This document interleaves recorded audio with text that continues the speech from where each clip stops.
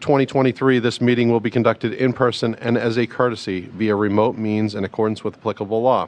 Please note that while an option for remote attendance and/or participation is being provided as a courtesy to the public and board members, the meeting will not be suspended or terminated if technological problems interrupt the virtual broadcast, unless required by law. This meeting will be recorded by pac-tv.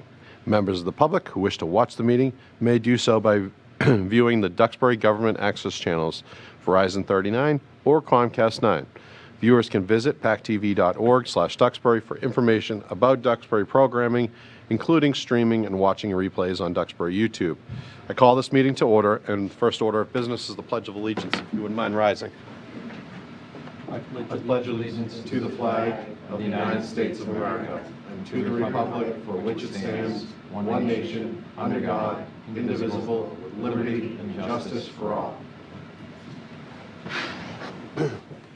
Next item of business is open forum. This is a opportunity for the public to bring to our attention items that they would like on future agendas. We can't respond under open meeting law, so if you wouldn't mind keeping your comments brief, and certainly you can follow up with the town manager or the select board at a later date if you'd like. With that, if there are any open forum items, you may approach and give your name and street address. Yeah, I'll allow the board to go first. Sorry. Go right ahead. I saw your hands go up. Yeah, so it's come to my attention recently, and I never knew this, that many towns have a, sort of a moratorium or that sort of thing against taking any sand out of their town limits. Yeah, I was wondering if you push your button on the microphone.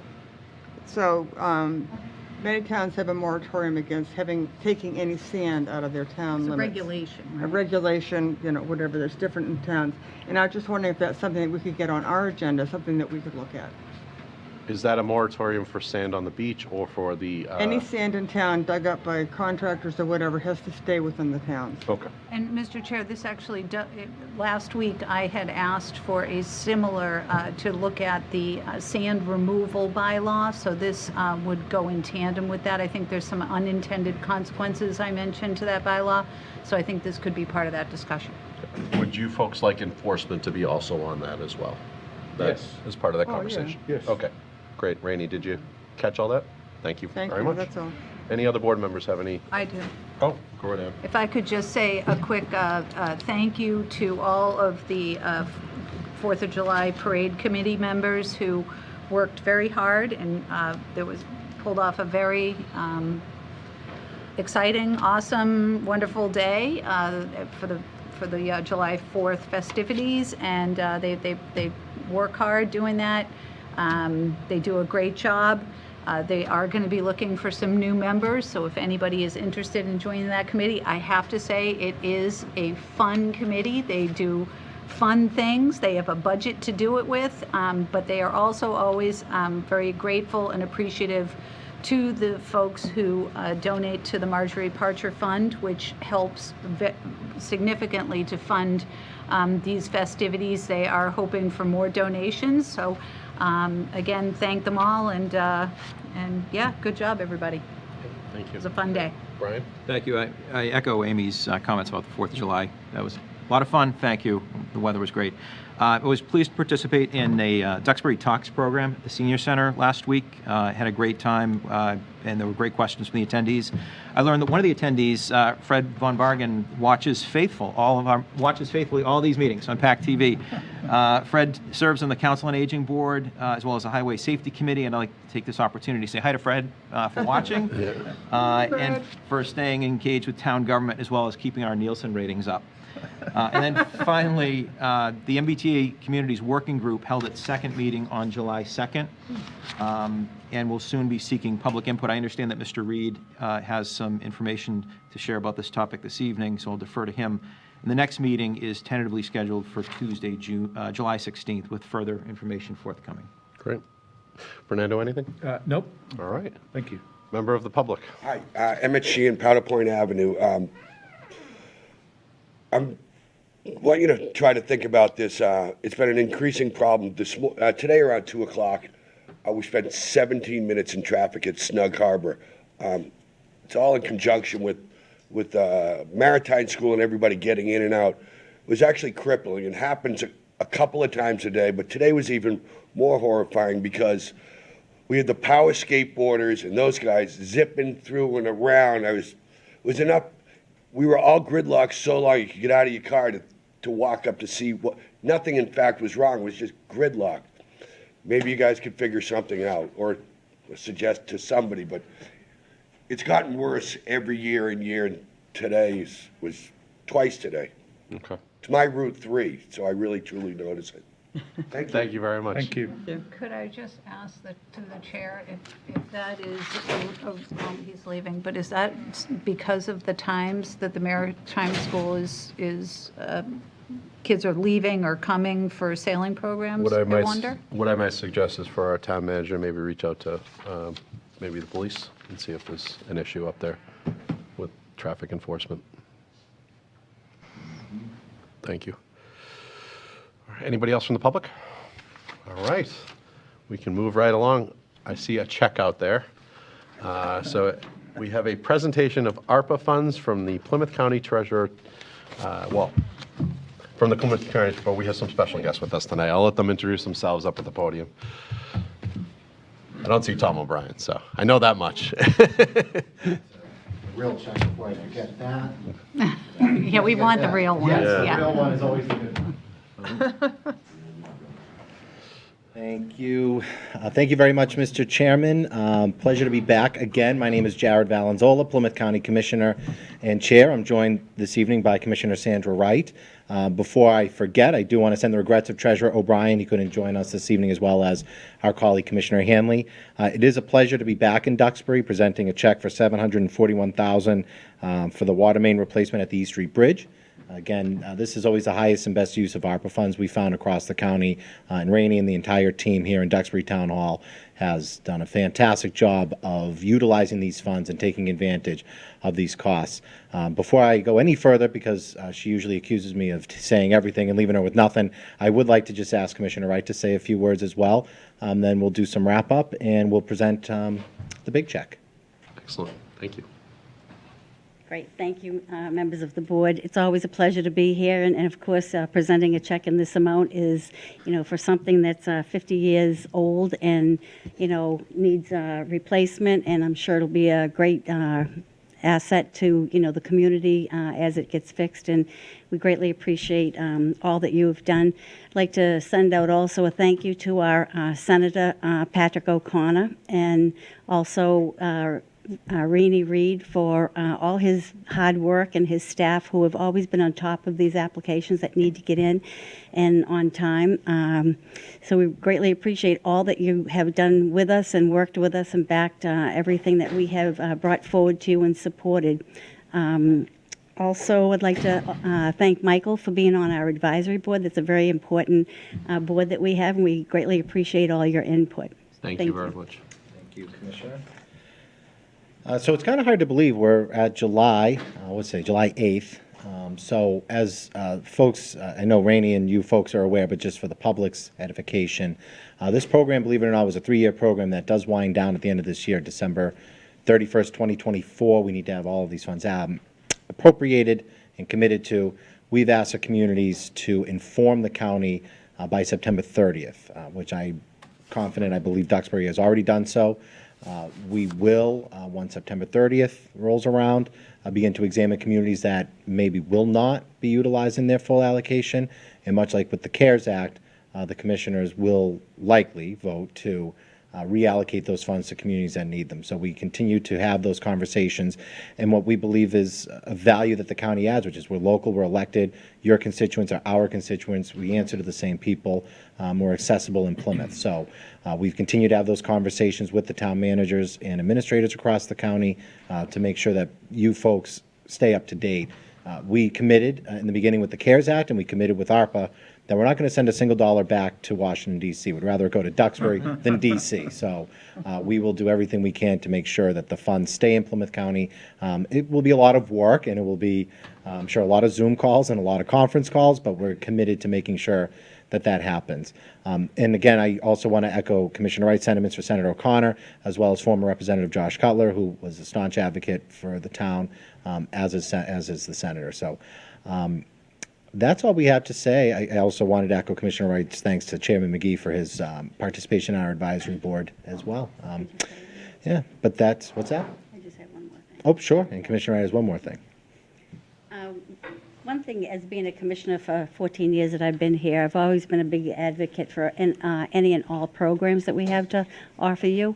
We would love to, be available to you if you're interested in anything. I know Mr. McGee has been in our advisory board and heard about all the different programs that we have. So we do offer a lot more than just the big checks. So anytime you need us to come out and talk to you about it, that'd be great. Perfect. All right, Thank you. Thank you. And that's great. Does all I have. any board members have anything? No. Go right ahead, Randy. I greatly appreciate the accolades, but honest to God, I'd be remiss if I didn't direct it where it was really necessary. And she's online, Mary McKinnon. Oh, I our didn't even finance see that. director, Sorry, Mary. No, it's quite all right. She's been on point with this, and any good things that have happened because of this are because of her. And also in this instant case, working with our DPW Director Sheila Scarzi and Mark Cloud, our water superintendent, they were on point for this. But I appreciate that. But the thanks go to Mary and her staff. But thank you. Thank you. By the way, I love your seersucker suit. It's right. Thank you very much. It's very Great. cool. Perfect Very day. cool. Perfect for the summer coastal communities. Absolutely. All right. And thank you. I really appreciate all the hard work you commissioners have done and the treasurer to efficiently get these dollars to our community. As with the CARES Act, it's going to good use. Thank you. And we're really grateful as a community that we can get these projects done with this money.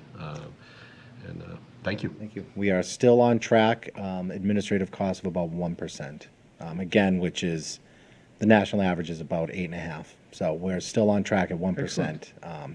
That's probably why you don't see Treasurer O'Brien tonight, because we still have him at the office writing more checks out to other Why. communities. But really, we're really proud of the work that our team has done as well. And I'm glad you mentioned that, Mr. McGee. They work incredibly hard, the entire team in the treasurer's office, our office, the commissioner's office. That 1% administrative cost is huge, right? I mean, if we were spending 7%, that's $7 million, right? I mean, we had a $100 million grant. To only be spending so far about $1 million, that's more money for Duxbury, and that's more money for the other 26 member communities in the county. And again, it's what we like to emphasize, the value and benefit that Plymouth County brings to the table. And I'm glad Commissioner Wright mentioned a lot of the other services and programs we do, which I know you guys are pretty well aware of.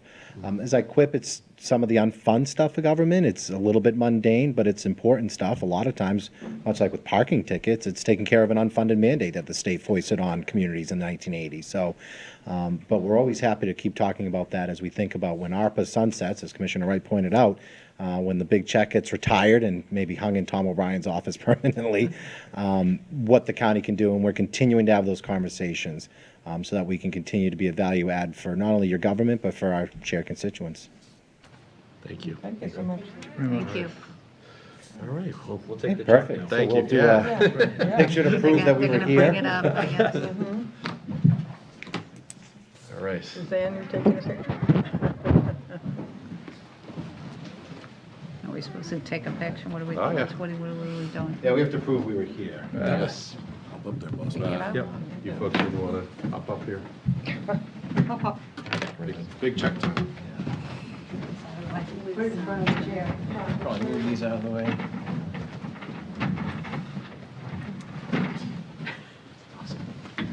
Want to get in the middle? Oh, no, you guys are the best. No, we'll be on each end. Bookends. You can superimpose Mary's face on mine.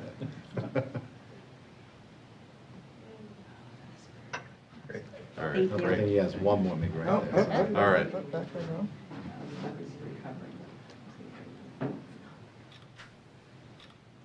Perfect. Thank you. Thank you. Thank you very much. Jared, thank you. Thank you very much. My pleasure. Thank you. Nice seeing All you right. again. Nice to see you both. See you. Thank Thank you you. very So much. Yep. Oops, I guess I shouldn't. Oh, I thank can you grab so it. much. Yeah. Thank you for having Thank us. you. Nice you. meeting you, and Nice thank you very meeting much. you. Thank She you. just wants to Yes, put money thank you. Thank you so much. The big check. Nice to see you. Thank you very much. Thank you. Appreciate it. All right. Have a great great night. Have a great night. All right. We have a discussion from Mary McKinnon regarding the end-of-year transfers. All right, good evening, everybody. I apologize that we don't have you staring at the wall this evening. I'm feeling a little under the weather and I don't want to expose anybody to anything. So I'm going to participate in this meeting from upstairs in my office. But I believe that everybody should have a copy of the end-of-year transfer schedule in front of you. Is that correct? Yes. Yes. Okay, perfect. And just to confirm in the upper right-hand corner, it's transfer number 2. The total dollar amount that I am bringing before the board this evening is $336,962. I will note that this was presented to the Finance Committee last week where it received unanimous approval, and it is now before the Select Board this evening to true up our FY24 end of fiscal year balances. What you'll notice is, if I can just walk you through at a high level, we have been fortunate and unfortunate at the same time during the course of FY24 to have experienced a number of vacancies in positions across our organization. But what that has resulted in is surplus funding available in a number of salary line items that can be utilized to offset deficits in a variety of other places across our FY24 budget. And so while those departments, I'm sure, would have preferred to have the staff available, we're utilizing that savings in order to take care of some unexpected occurrences in the FY24 budget. So that's the bulk of where the funding is coming from, and you have a detailed list in front of you. Some of the items where we have experienced deficits in FY24 relate to a couple of ongoing issues that the board is currently familiar with, the largest of which is in our sewer department. Our wastewater treatment facility continues to need to be operated by a third party with the proper licenses as required by Mass DEP. So that line item in our budget has experienced a very significant deficit. We've addressed it a couple of times, and this will true up the balance for the end of fiscal 24. We've also had, and I'll talk about some of the larger items, we've had a couple of departments who have experienced deficits in their expense budgets, such as the legal department. So we've had some unexpected legal services that have caused us to go over budget with, in particular, a couple of lawsuits that the town is currently facing and utilizing professional counsel to advise us on. We've also had a deficit in the fire department, specifically in their overtime line. The fire department has experienced a number of vacancies due to a couple of different situations.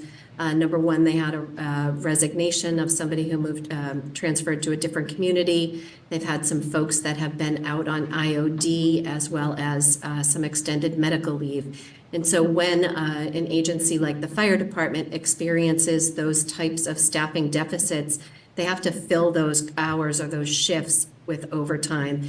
As a result, the chief did a very good job at managing his budget. You'll notice that we are able to transfer from his expense line to his overtime line to cover that deficit. And he did that by restricting spending at the end of the fiscal year. So we were able to address that. There is also another significant cost overrun that happened with beach operations. Our intermittent and seasonal line item has experienced a significant deficit, $31,000, and that has been due to the required additional coverage that's needed to manage the beach, especially during the closure periods that we've been experiencing. And so that is listed on the schedule here. We've also, in a couple of cases, because we've had some transitions with department heads during the year, I am also preemptively transferring into a couple of different departments. The facilities department is one and DPW administration is another, in order to ensure that those department heads have sufficient funding for any unforeseen invoices that may have occurred before they arrived. And so I don't want them to have any surprises.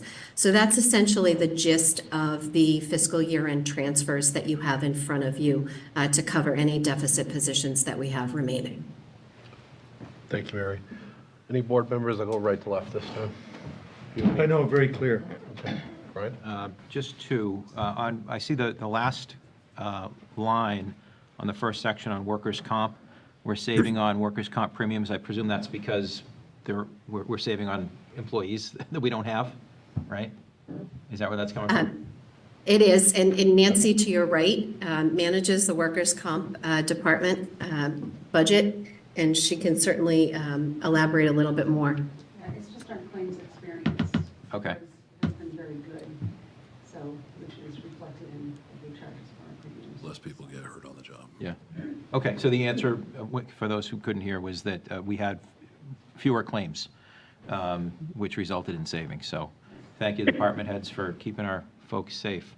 And the other question, and maybe this is for Rainey, I understand there was more overtime for the beach, and where Oversand was closed, should I presume that the additional cost was for monitoring because of the police. birds? Or No, the can police we elaborate on that a speeding. little bit? I can't. I don't have the information in front of me.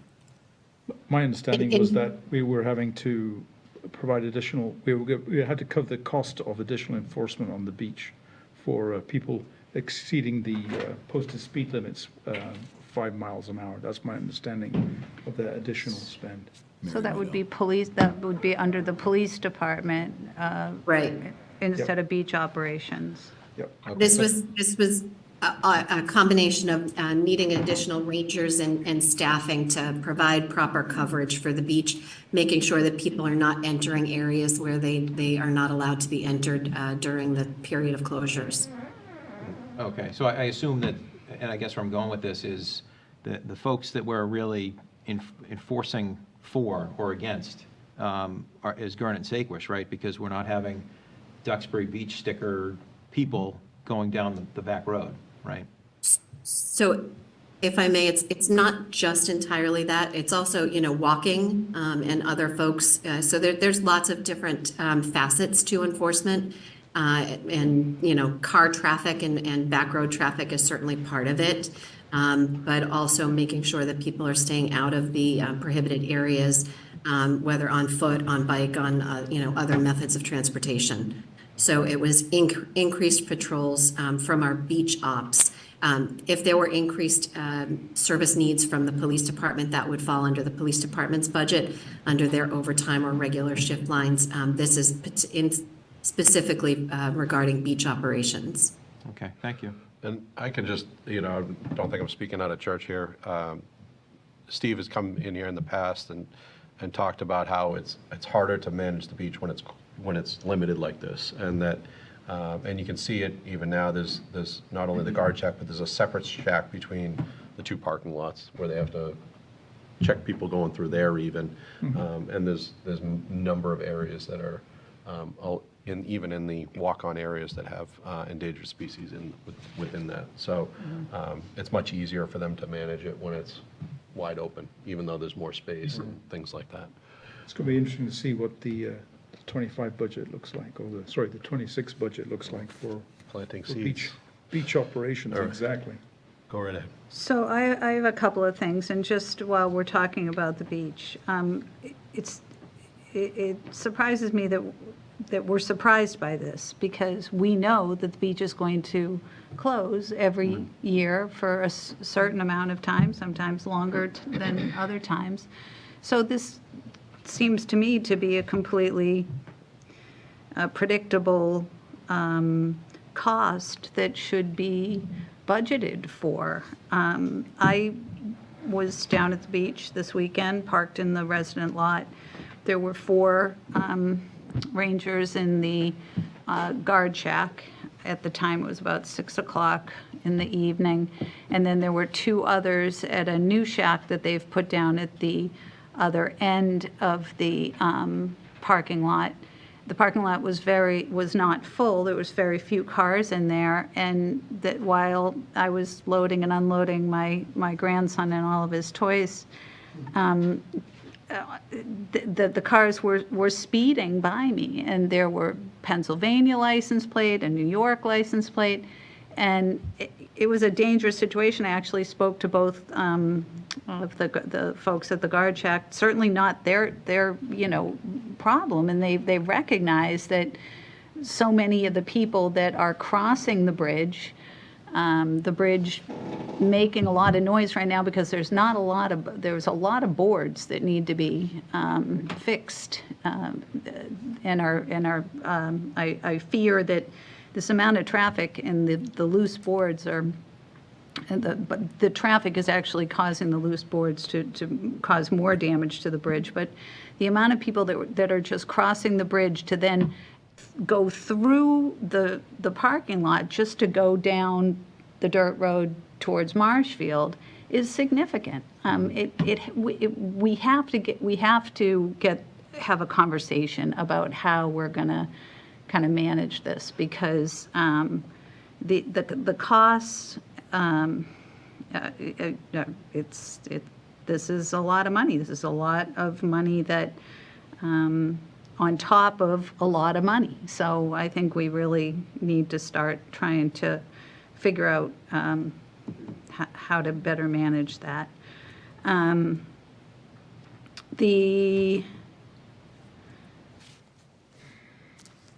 can't read my own writing. Where is he?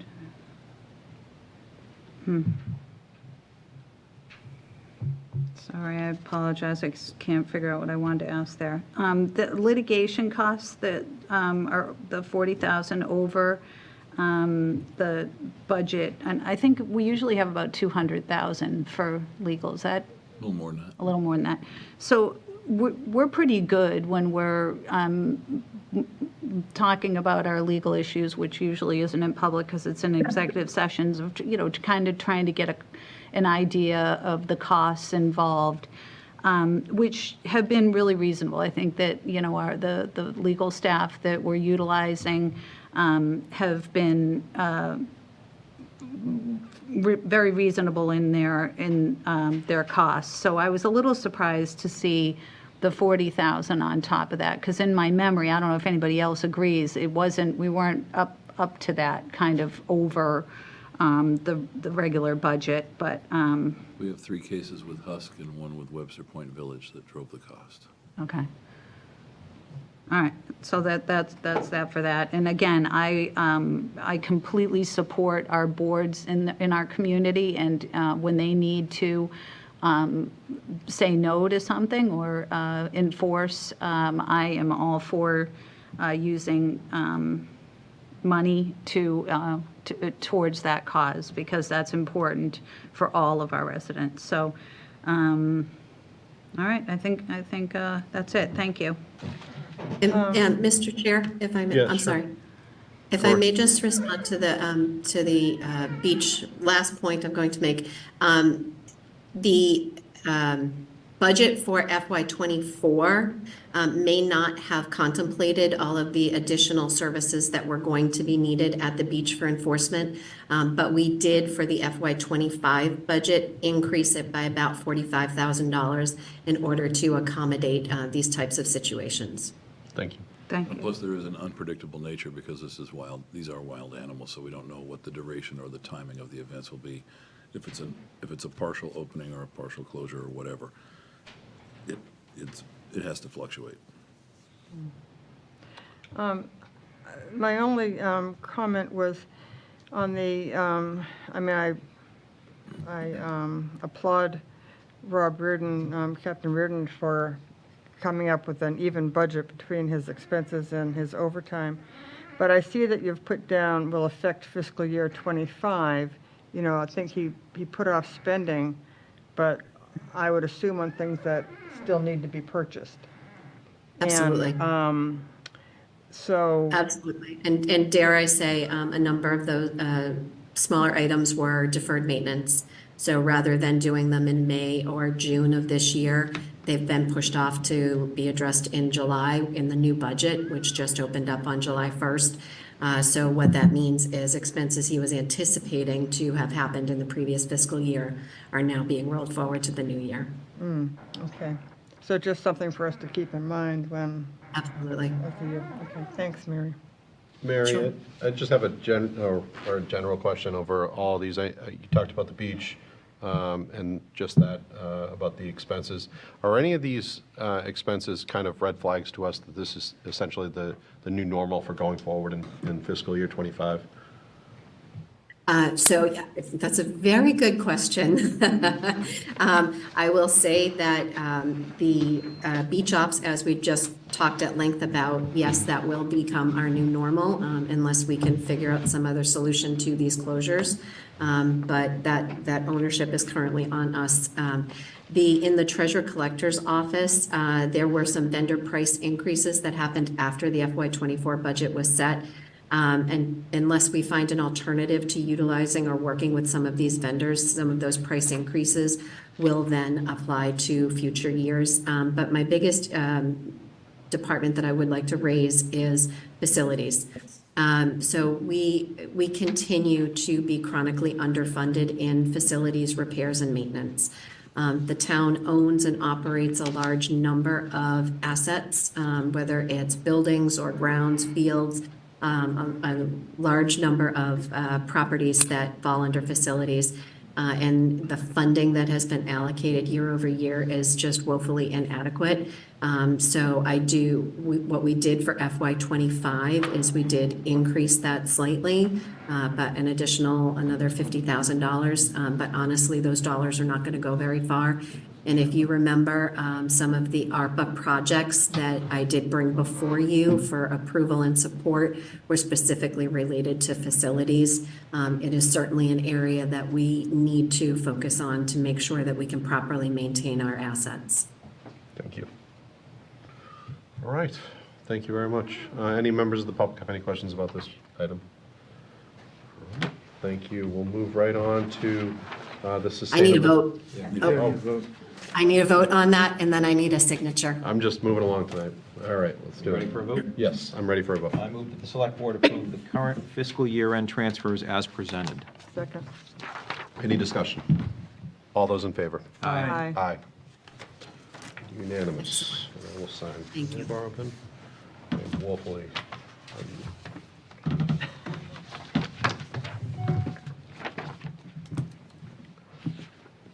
What's the date today? 8th.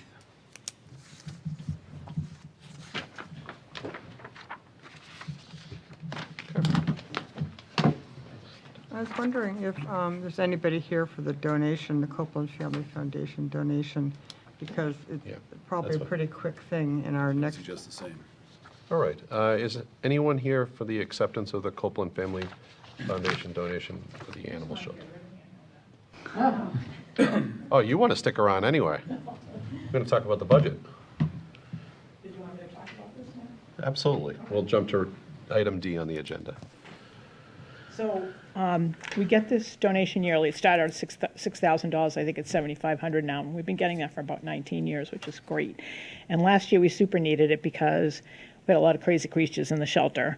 4 dogs. 2 of them are long-term. One of them was from a domestic, which wasn't a domestic at all. We've had her for a year. And then we have a dog for hoarding, and we have to go through that whole process. So between the medical care and the food, it's cost us a lot of money. So this came in great. And then we had some older cats whose owners either passed away in a nursing home, and they're both in wonderful homes now. So I appreciate, obviously, the Copeland Fund giving us this money, because more than any other year that we've been doing this, last year was the year. So then I have a couple of other things, but do you want me to go away? Well, I first wanted to say thank you for all that the animal shelter does. You and Eddie do an excellent job, and I know the $7,500 goes a long way, but your sweat and your dollars, I'm sure, to protecting these animals is greatly appreciated on behalf of the community. So thank you. Yeah, we love it. Thank you. It's awesome. And thank I'm you happy to to make a motion. the Copeland family. This is Absolutely. a very nice donation. I think we Right. should thank them. Absolutely. Did you have anything else you wanted to add about the Copeland Foundation funds? No. Okay. But I have really good news, so I'll wait. All right. Really A good motion, news. please. I move that the Select Board accept with gratitude the Copeland Family Foundation, Inc. donation of $7,500 for the Duxbury Animal Shelter. And it says roll call vote required. Okay? Okay. Aye. All those in favor? Oh, Aye. Aye. All right. Now we have a Sustainable Budget Task Force update. Are you leading the charge here? My girlfriend is. Nope, Okay. that would be All right. me. That's why I apologize for Don't having you scare stare her at the like wall. I know, you were ready to jump up, so. Betsy, are you taking over for me? I wasn't married, that was a lie. Getting some division. Nancy, are you going to display the slides, or do you want me to? I thought you were gonna drive, but I'm happy to if you prefer. Okay, I got it. Hang on right here. Let's see if you can all see my screen. Yep. Yep. Okay. Let me kick off. There we go. Okay. And that's viewing properly for everybody? Yes. Excellent. All right, fantastic. Well, on behalf of the Sustainable Budget Task Force, as I call SBTF, I'm happy to be here this evening, or virtually, to have a conversation with you folks and provide an update on the work that this task force has been doing.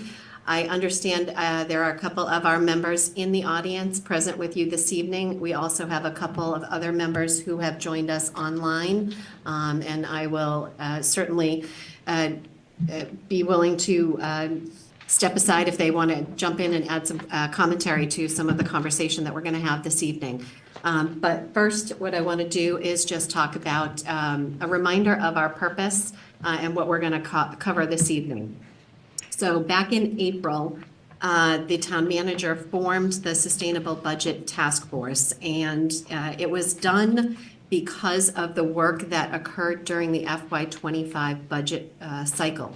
Last August, when I stood before the Select Board and we started to talk about preparing our FY25 budget, it became evidently clear pretty early on that looking in our outer years from FY26 onward, the town was starting to head into a position of a structural deficit, meaning that our ongoing or sustainable revenues were not growing at the pace that they needed to support our operations.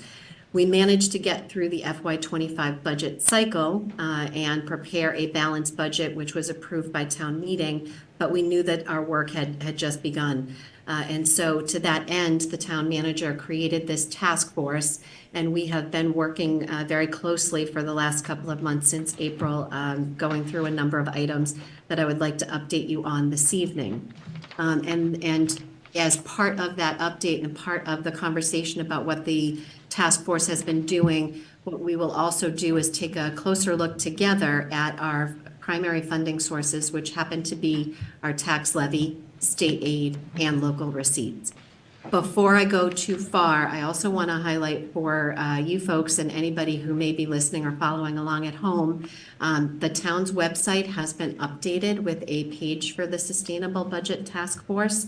There is an email address that is available, so if there is anybody out in the viewing audience or in the community that would like to reach out to the task force, perhaps ask questions, feel free. We encourage you to use that email address, and all members of the committee will receive that information. We will be posting updates there, so when I was before this board in June and provided an update, there is a link to that update from June. We will also put a link to this update in July, and then the expectation is that I will provide another update to you a month from now.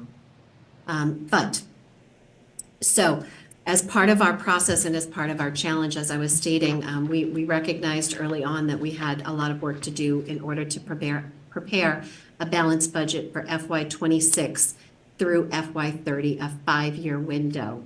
The task force was formed, and the first order of business was for us to try to take a close look at our revenues, the revenue side of the budget, what funds our operations, and see if there were opportunities there to maximize any of our revenue sources. And in doing so, we also know that in order to solve this challenge, it's not necessarily going to be a solution on either side of the budget, on the revenue side or the expenditure side. More than likely, it's going to be a combination of both. But tonight, we're going to talk about our activities surrounding looking at our revenues. So since the task force was formed, we have completed 6 meetings to date.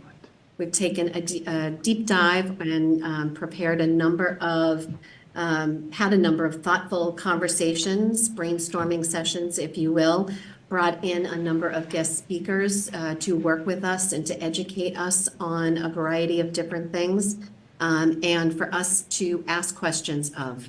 So for example, we brought in the assessor, the building commissioner, our interim town planner, some of our department heads, in order to help us develop the framework and answer questions regarding some of these funding sources with respect to the tax levy, state aid, and local receipts.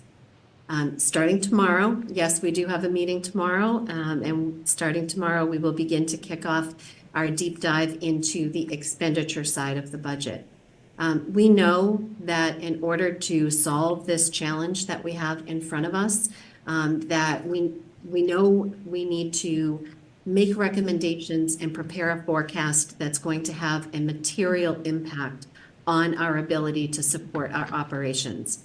There is low-hanging fruit that we will address as part of our recommendations, but in order for us to be able to have a sustainable forecast, we need to identify areas of either revenue capacity or expenditure capacity that are going to have a material impact on balancing our budget. I've included for you, and it's an eye chart in your packet, the revenue forecast, just so that you can simply see all of the line items that make up the revenues that support our operations. I will tell you that I deliberately did not include a grand total at the bottom of this, and that is due in part because there's a row on this forecast here for debt exclusions. It's the 5th row down. Those debt exclusions are voter-approved projects, and those numbers that you're looking at there only include the debt exclusions that have already impacted our tax rolls. We have 2 projects that have been voter-supported, the DPW facility as well as the seawall repair. The town just recently issued short-term debt for both of those projects, and so those debt exclusions have not been meshed into the forecast. I've been working with our financial advisor, and late on Friday, I did receive the first draft of what those exclusion impacts look like. So once those are married into our revenue forecast, then we will provide you with another snapshot of the revenue forecast with grand totals in it. But I'm going to move forward if I may. We know that the largest funding source available to fund our operations is the tax levy. We know that it comprises over 70% of our total revenue sources. And of that tax levy, we also know that 97% of our levy is residential, 3% of it is commercial. What you may not know is that that levy is comprised of 6,745 parcels or accounts. There are 582 personal property accounts and 6,163 real estate parcels. I know Steve's in the room. Hopefully I quoted those numbers correctly and he's not cringing at me. Thumbs up, Mary. Thumbs up, great, thank you. And so during the course of our conversation, we took a great deal of time to really focus on the tax levy and to bring in those experts that I mentioned earlier to help us identify some thoughtful and appropriate approaches to handling our tax levy and our portfolio.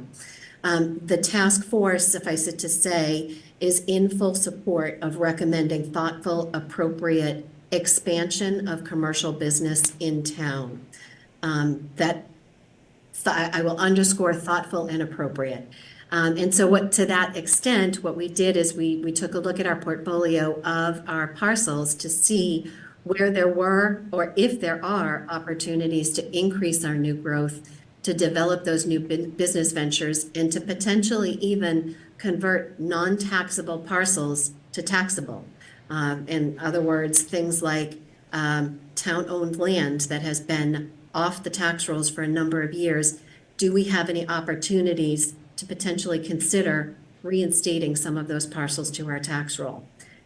So through the work with those experts guiding our conversation, what we've concluded on, and we're going to talk about some specifics that we went through, but ultimately, a lot of the challenge surrounding being able to develop or increase new growth substantially, or increase new business ventures substantially, is that the community support for those ventures is relatively unknown. There is a long-standing culture and set of traditions here in the town of Duxbury, in this community, of very measured and limited business development, very measured and limited residential development. The zoning there are limitations in our zoning right now. A lot of developments require special permits. And not to say that those types of things are bad, but they limit our ability, and certainly are the driving force behind the portfolio that we have today, which is 97% residential and 3% commercial.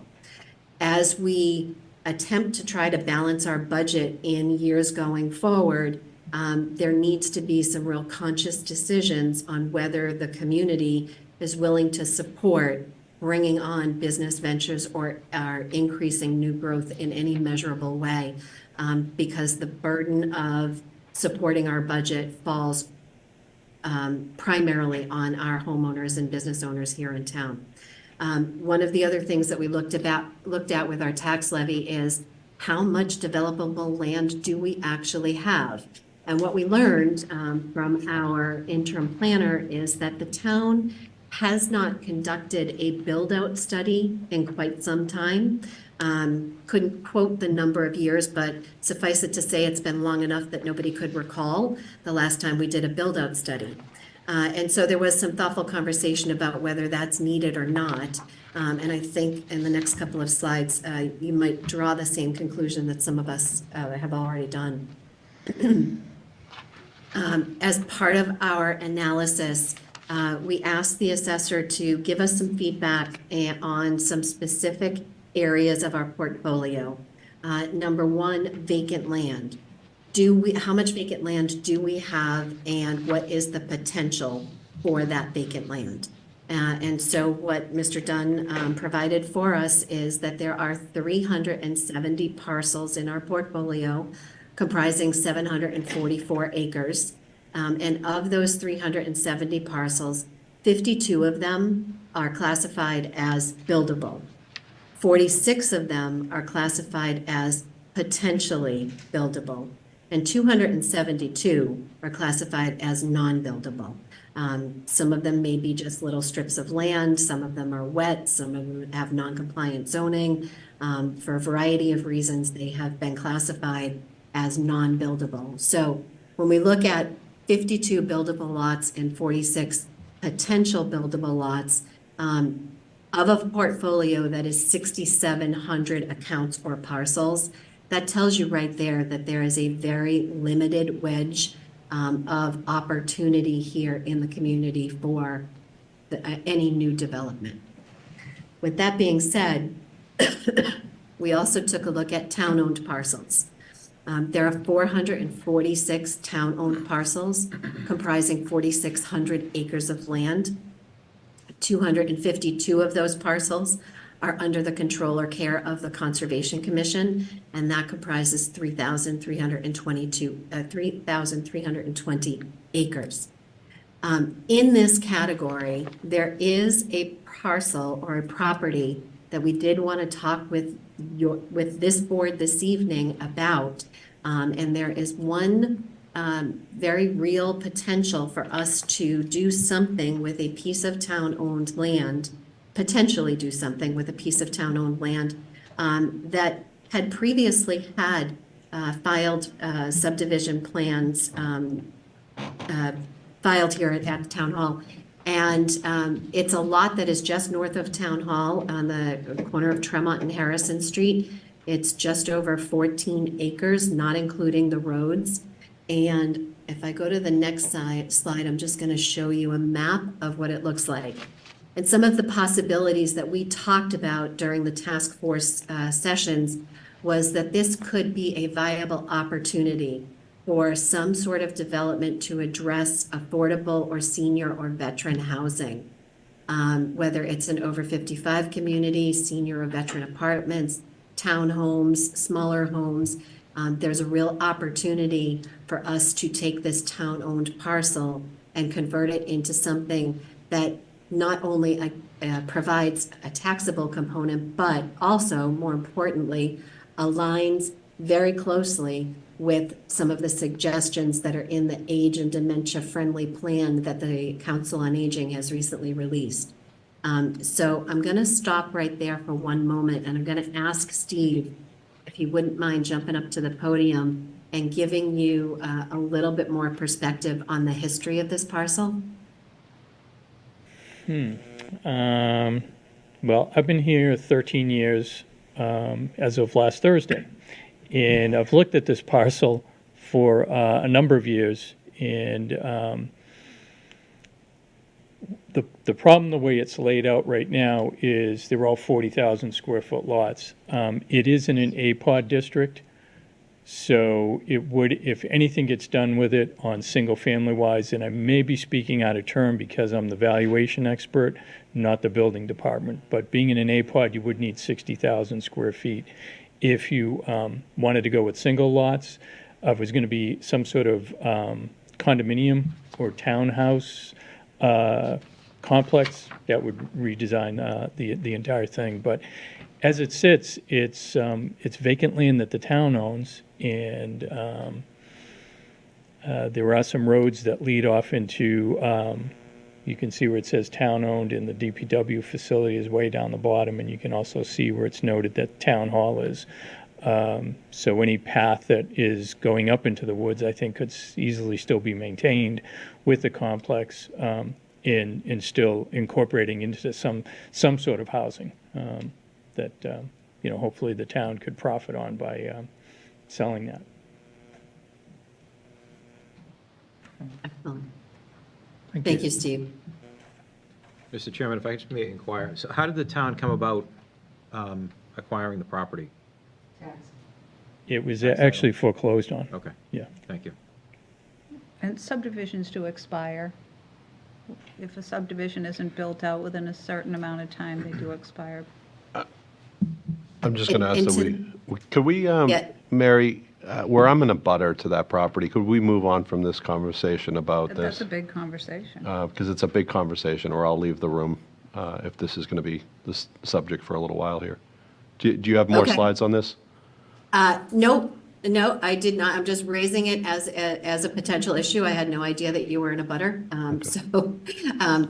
This is we're raising it as a potential opportunity for the select board to consider, since it is town-owned property. If there were to be anything done with it, it would be at the discretion of the select board. And so I just want to highlight to you that the committee has considered it, and that one of our recommendations will be to consider doing something with this parcel. That being said. Do the board And members if- wish to discuss this any further? I'm happy to leave. I mean, This is just an overview. We're Yeah, not asking we're for not asking. recommendations. No, it's fine. I just don't want to have. it doesn't seem to solve a long-term problem. It seems it's a This is simply an short-term, but update. it's- Well, I don't think we need to discuss it tonight. I think it's a way bigger conversation. Okay. A lot to talk about there. All right. Okay. All right, thank you. You got it. All right. And Another category of tax classification that we looked at is exempt parcels. And of our exempt portfolio, is there any opportunity or potential opportunity to convert a non-taxable property to a taxable property? The one that came to my mind was the Miramar property. It is a beautiful piece of land. In my mind, it would be an idyllic inn or a small wedding venue. Some folks have talked about a spa like a Mirabeau or a small conference center. But one of the things that we face is that we're challenged again by the zoning and what we are actually able to accomplish with these properties that do exist. So, I'm sorry. I didn't know if I heard somebody speak. I can't see. No. We're Okay. good. Okay, fantastic.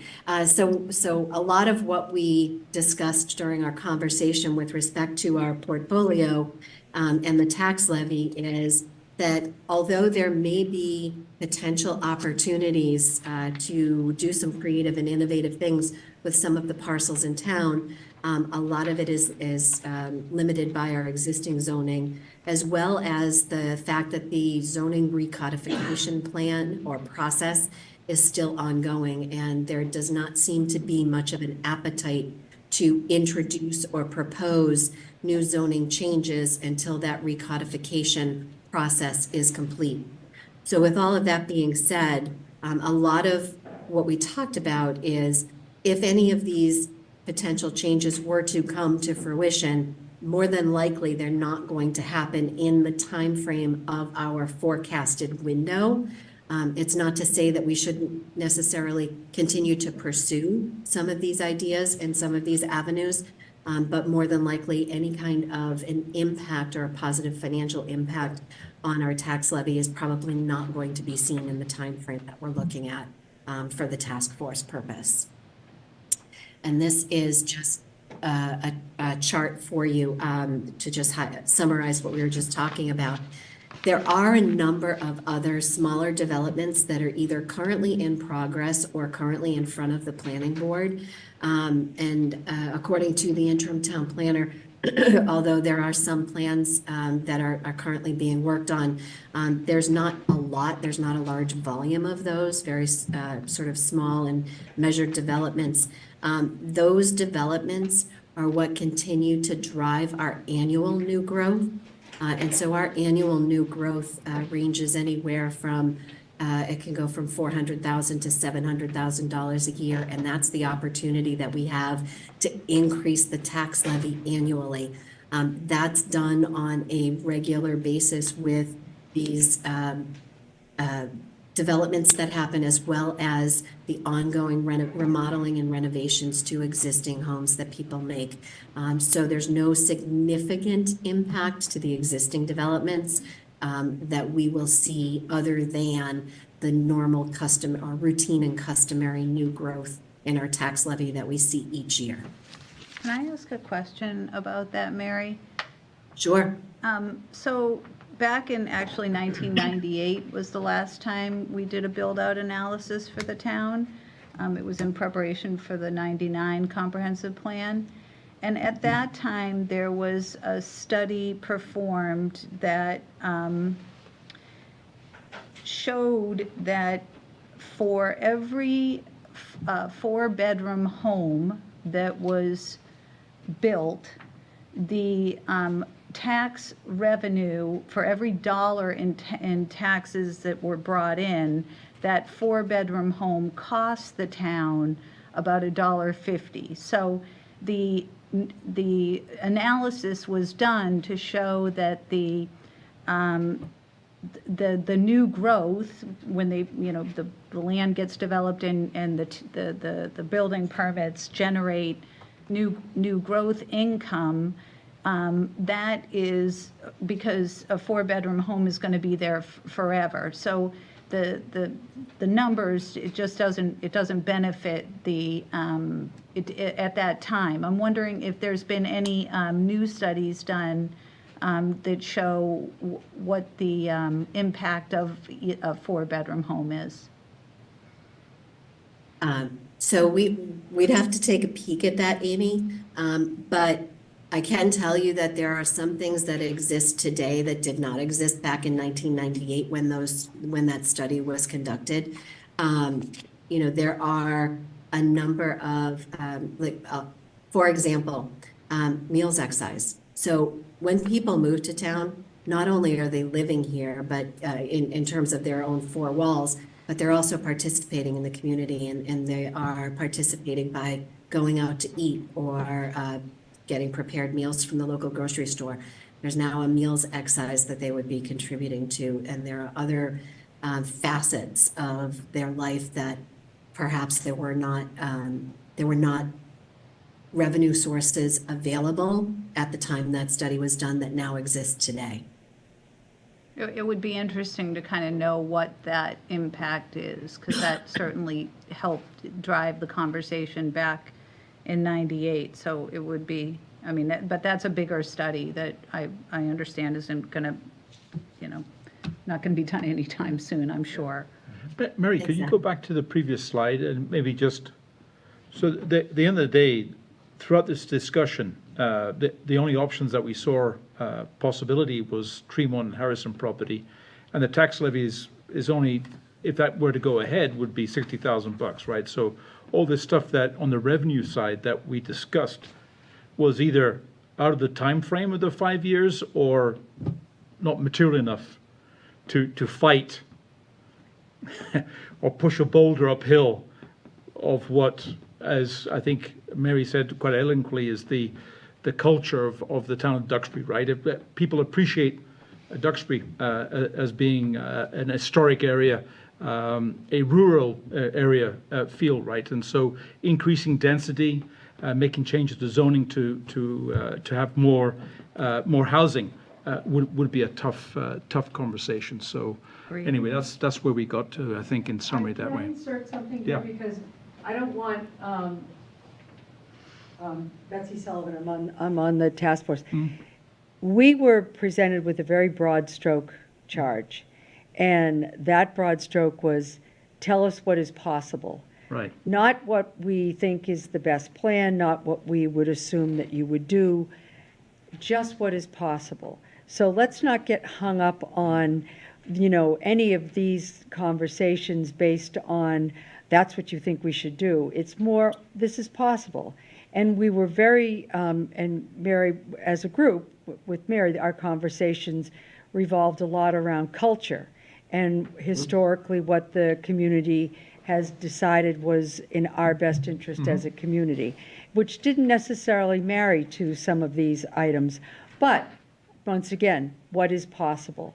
So we were trying to stay open-minded and present all different opportunities, not make any, shut any doors based on what we thought, because it doesn't, what we think is not necessarily what the community would support. So don't get hung up on it. We're just telling you what's possible. May I inquire, Mr. Chairman, because it relates to a couple of things that were raised, and it course. also relates to a big elephant in the room in terms of the MBTA Communities Act. And not to put Steve on the hot seat, but I think it's worth asking, in the event the town votes to approve whatever the ultimate proposal is for potential rezoning for MBTA communities to comply with the state law, which equates approximately to 750 units in Duxbury.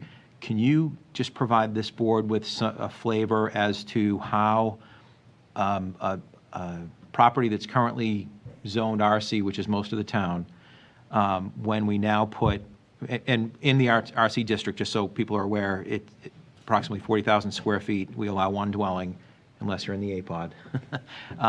But if you now put 15 units in that same area, for example, or in the case of a 40B, something similar, how does that affect the valuation, which then affects the tax revenue that we're talking about here?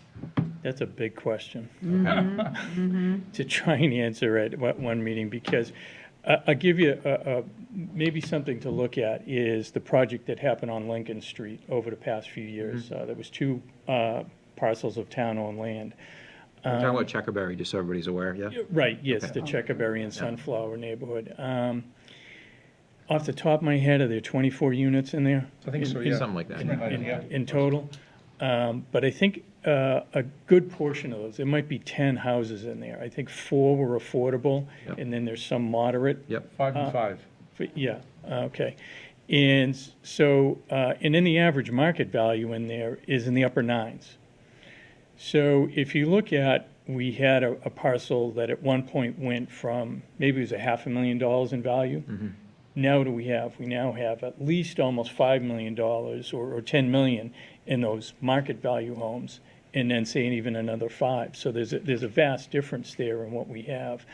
I think the thing that really gets difficult for me to answer is when you start talking about, and I have not dived into any of this MBTA discussion and units. When I hear the MBTA discussion, I think of Island Creek. That's what I think of. Yep. And we already have that. The cost to develop one of those is much more significant than the value of it because of the affordable component in what goes on there. So, and there are a lot of tax credits that go on with those complexes as well that they get on the other side. So it would really depend on how many units, what's going on. That's a whole nother aspect of looking at valuation. Okay, no, it's great, because Amy raised a really important point about dollar for dollar. You know, you could build X new units or have X units of new growth, but now it's going Yeah, to cost you more in terms of services. I think that's a good question, but I don't know the answer to that, you know, as to what that would be. As Amy said, it would require a significant study. But off the top of my head, houses that people are paying for up on Keene Street are $1.8 million. That's an $18,000 tax bill right there. If you go into Cushing, they're even more on those new homes. Those are the two neighborhoods I can think of off the top of my head. To build a new structure in this town right now, that structure is $1 million to build that. And just because of the size that they end up putting up. So there's $10,000 right there in tax. And it at a minimum, depending upon where it is and what you have put in there. So an $18,000, $20,000 tax bill, I don't know what it is per student in town, but you might have 2, 3, or 4 kids out of there. Right. And you're still back to maybe the 1998 Yep. kind of numbers. Okay, So, thank you. but- It's very helpful. Yep. Thanks. Okay, great. Excellent. All right, I'm going to keep on going if it's okay. Yes, please. All right, fantastic. So the second category of revenue source that we looked at and talked about was state aid. And so just by way of reminder, state aid calculations, the algorithm is set by the Commonwealth. The Chapter 70 component of state aid is our largest piece of state aid that we receive. And that Chapter 70 formula, that's for education. Chapter 70 formula is dependent upon a community's ability to pay.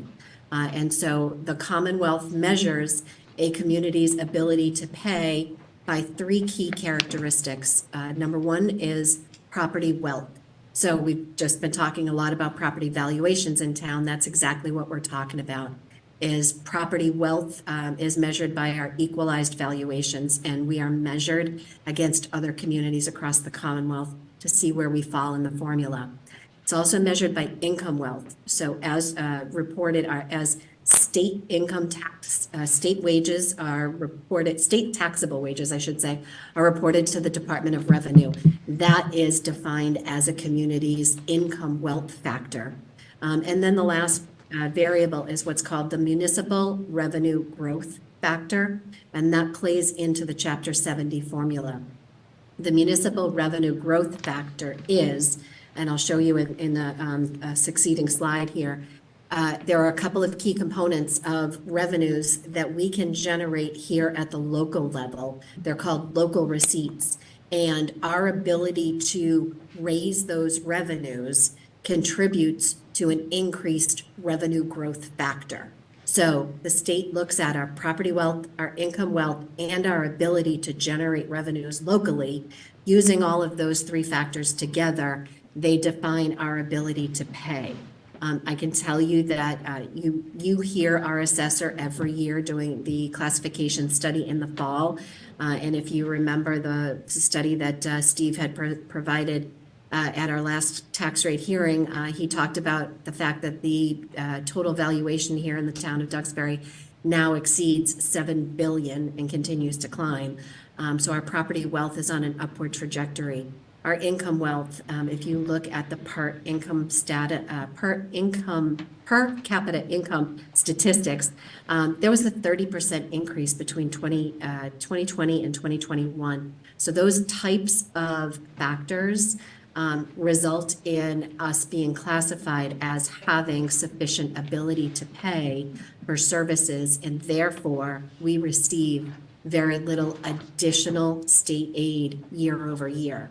So what we've seen when you analyze our state aid is that our year over year increases are approximately or approaching 2% annually, not really moving the needle at all. And there is currently no new legislative proposals pending that would dramatically impact Town of Duxbury's state aid. The reason I bring that up is because if you remember back in 2023, there was a significant change to state aid. There was a Student Opportunities Act that had been passed by the legislature. The funding of that was delayed due to COVID, and the funding kicked in FY23. So we saw an increase, the entire Commonwealth saw an increase in their Chapter 70 funding across the board, and that set a new baseline for each community. But now from that new baseline, we continue to see very nominal, moderate increases year over year. If you're not currently aware, we are still awaiting the state's FY25 budget. I know we've passed the July 1 starting point, but the state has still not passed a final budget, and therefore our state aid numbers are still unknown. But I have included here a chart for you to see the governor's proposal versus the House proposal versus the Senate proposal. It's currently in conference committee, should hopefully be resolved soon, and we'll know where those state aid numbers land once that is signed.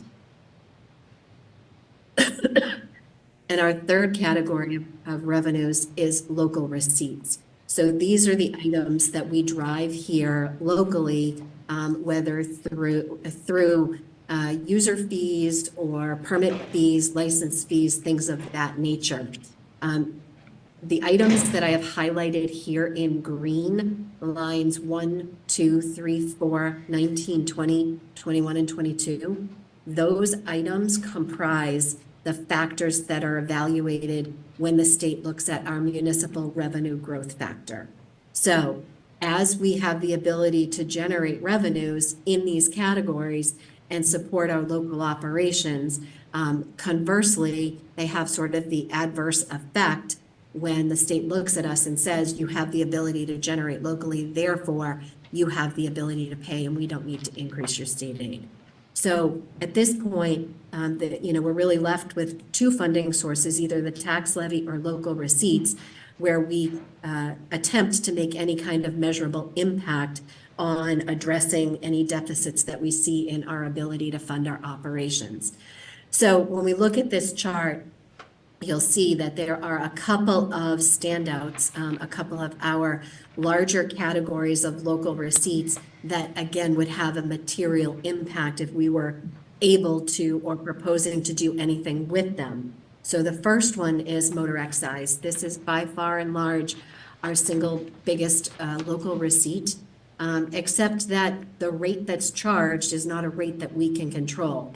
The rate is set by the state. It's set at $25 per thousand of value, and if you're not aware, it was set that in that manner as part of Prop 2.5. So $25 is 2.5% of $1,000 worth of value. So it all ties together. There is currently a piece of proposed legislation that is up at the State House right now called the Municipal Empowerment Act.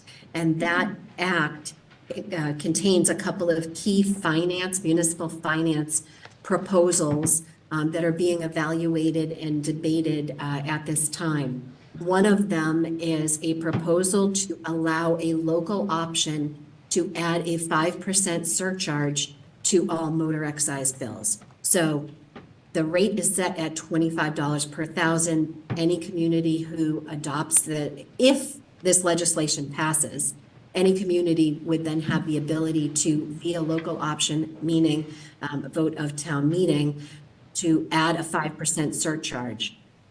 If this Municipal Empowerment Act does in fact pass, we generally take in about $3 million a year in motor excise. If we were to adopt this surcharge, the estimated yield would be about $150,000, give or take, on our annual local receipts. The committee, our task force, had debated this, and we would be recommending, again, should the legislation pass, we would be recommending adopting this surcharge. Mary, can I ask a quick question on that? Just, so if it's 5% on top of the 2.5, math is not my strong suit, then it would be $75 per thousand as opposed to the 25 per thousand? No. So, no, it wouldn't be that high. So the state is not changing the tax rate, again, because it's married to Prop 2.5. So it would be a surcharge on the total bill. So if somebody's bill was, $500, an additional 5% would be another $25 on that bill. Okay, thank you. All right. Another one of our larger local receipts is meals excise. And so the town of Duxbury back in 2017 adopted the maximum rate, which was 0.75% per dollar for meals excise. As part of this Municipal Empowerment Act, the proposed legislation, there is a proposal to increase that rate from 0.75 to 1%. Again, it would require local approval, and if we were to adopt that, from this chart, you can see right now we take in about $160,000 in meals excise annually. If using full year FY23's numbers of 168,000, if that surcharge had been increased to 1%, we would have seen an additional $56,000 coming into the community to help support our operations. So that is another proposal. Again, these are dependent upon the Municipal Empowerment Act passing with these features as currently constructed. So we're going to keep a close eye on that. But the task force would be recommending adopting this increase to 1%. And you'll note that in both this slide and the previous slide, we are putting in an estimated start time of somewhere in FY27. That would give enough time for the Municipal Empowerment Act legislation to pass, and then for us to bring it forward to town meeting in the hopes of adopting those local options. And then one of the other topics that we talked about was room excise and short-term rentals. And what I will say to start off is the state has a room occupancy excise rate of 5.7%. So regardless of where you are in the Commonwealth, the state gets their cut of room excise for 5.7%. So they have created local options that allow a community to also add a surcharge or a tax, an excise tax, for room occupancy and short-term rentals. Communities can adopt up to a 6% room excise tax rate, and they can also adopt an additional 3% short-term rental impact fee for operators that operate multiple properties or owner-occupied within a 2 or 3 family dwelling. There's some other criteria. So I'm going to show you some charts in a second. However, our conversation regarding room occupancy and short-term rentals sort of boiled down to the town has attempted to have the conversations and pass short-term rentals on a couple of occasions. and it appears that the public sentiment does not allow for either adopting room excise or short-term rentals. So we have excluded these projections or any projections related to these from our analysis, but I do want to show you some of the other communities who have already adopted and have had these items in place for a while now. The first chart shows you the room occupancy excise. So there are 13 out of the 27 communities in Plymouth County who have adopted room occupancy excise. You can see here that most of them are at 6%, a couple of them are at 4%. And you'll also note that some of them have had this in place for quite some time. This is the annual revenue. Well, I will qualify this by saying this is FY24's revenue to date. The fourth quarter distribution has not been issued yet. So in the first 3 quarters of FY24, this is the revenue that these communities saw from allowing room excise and short-term rentals. There are 3 communities in Plymouth County who have adopted the short-term rental impact fee at the full 3%. And those communities are listed down here. And again, this is the first 3 quarters of their short-term rental impact fee that they have received. I will draw your attention to the chart on the right-hand side. I'm going to flip back to this previous slide for a second. I included a link in here. If you go to that link, that is the link of the public registry of lodging establishments who are registered with the Commonwealth. And if you take a look at that, you will see that there are 564 properties in the town of Plymouth who are registered as a lodging facility and therefore are subject to this room excise and short-term rentals. In Marshfield, there's 158. In Duxbury, there are 61 properties who are currently registered with the Commonwealth as a lodging establishment. And yet the town of Duxbury does not allow short-term rentals, and we are not collecting any revenue with respect to short-term rentals. So They're all in violation. I'm sorry, I missed that. Sorry, I'm just saying There was a that comment they're from in the select board. violation. Yeah. But it is, but there's also a revenue potential up there as well. Excuse me. You're still supposed to pay income tax on money you steal from the bank, right? So just because you collect taxes on it doesn't make the underlying use legal. It's very true. All right, local receipts from the ambulance. So another one of our primary local receipts is the revenue that we take in from our ambulance services. Generally speaking, we take in just under $1 million, about $900,000 a year. And that is the 80% that goes to the general fund. There is an additional 20% that goes straight to the ambulance receipts reserved for appropriation fund.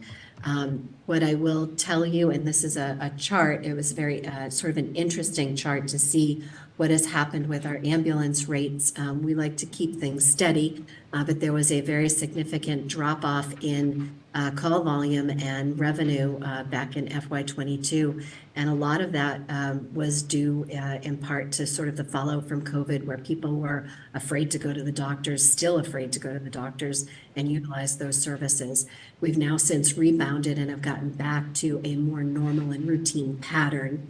And the town has also, during the course of FY24, has also approved a rate increase with respect to ambulance receipts. So we anticipate that we will see the impact of that rate increase in FY25 and in some of the future years. However, one of the things that we have to keep in mind with respect to ambulance receipts is we know that the demographics of this community are aging. And as people age and are using this service, more and more of them are going to be covered by Medicare and Medicaid, and as opposed to private insurance. The bulk of the revenue that we generate here for ambulance receipts comes from private insurers. The rates that are paid from the federal government are very, very low. It's a fraction of what our published rates are. So when we talk about our projections for ambulance revenue, we need to bear that in mind, that even though our business model may have changed and our rate structure may have changed, the demographics that are using this service are also changing as well. Transfer station. Transfer station is one of our other larger local receipts. I'm going to put a pin in it for right now because I'm still working on getting my arms around the full transfer station, both from a revenue and an expenditure perspective. So we're going to come back to that at a later date. And with respect to the beach, I have had numerous conversations with this very board regarding the beach over the course of the past year. We've had some conversations at the task force, so I'm not going to spend too much time going over it, but I will let you know that as of today, when I took a look at revenue received to date, our sticker fee revenues are down this year as we projected them to be. Not as significant a decline as I was anticipating. We saw a huge spike in the number of parking permits that folks had purchased, but our beach revenue continues to decline. I know there's been some conversation and some feedback about sticker fees, and it has been a couple of years since a fee increase has been proposed with respect to beach stickers. Generally speaking, we've been a little reluctant to increase those rates and risk driving those revenues further downward. But I think next year for FY26, that's going to be a conversation that we're really going to need to have seriously because we continue to not cover the costs. Our revenues are declining, and as we talked about, we're seeing increases in staffing and other expenses.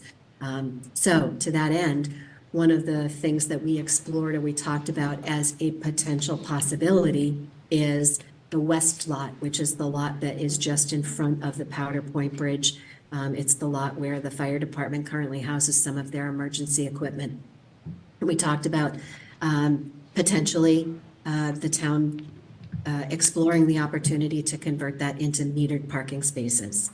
And obviously there would be startup costs associated with that. We even need to explore whether that is a viable opportunity in order to do some kind of development of that lot so close to the beachfront.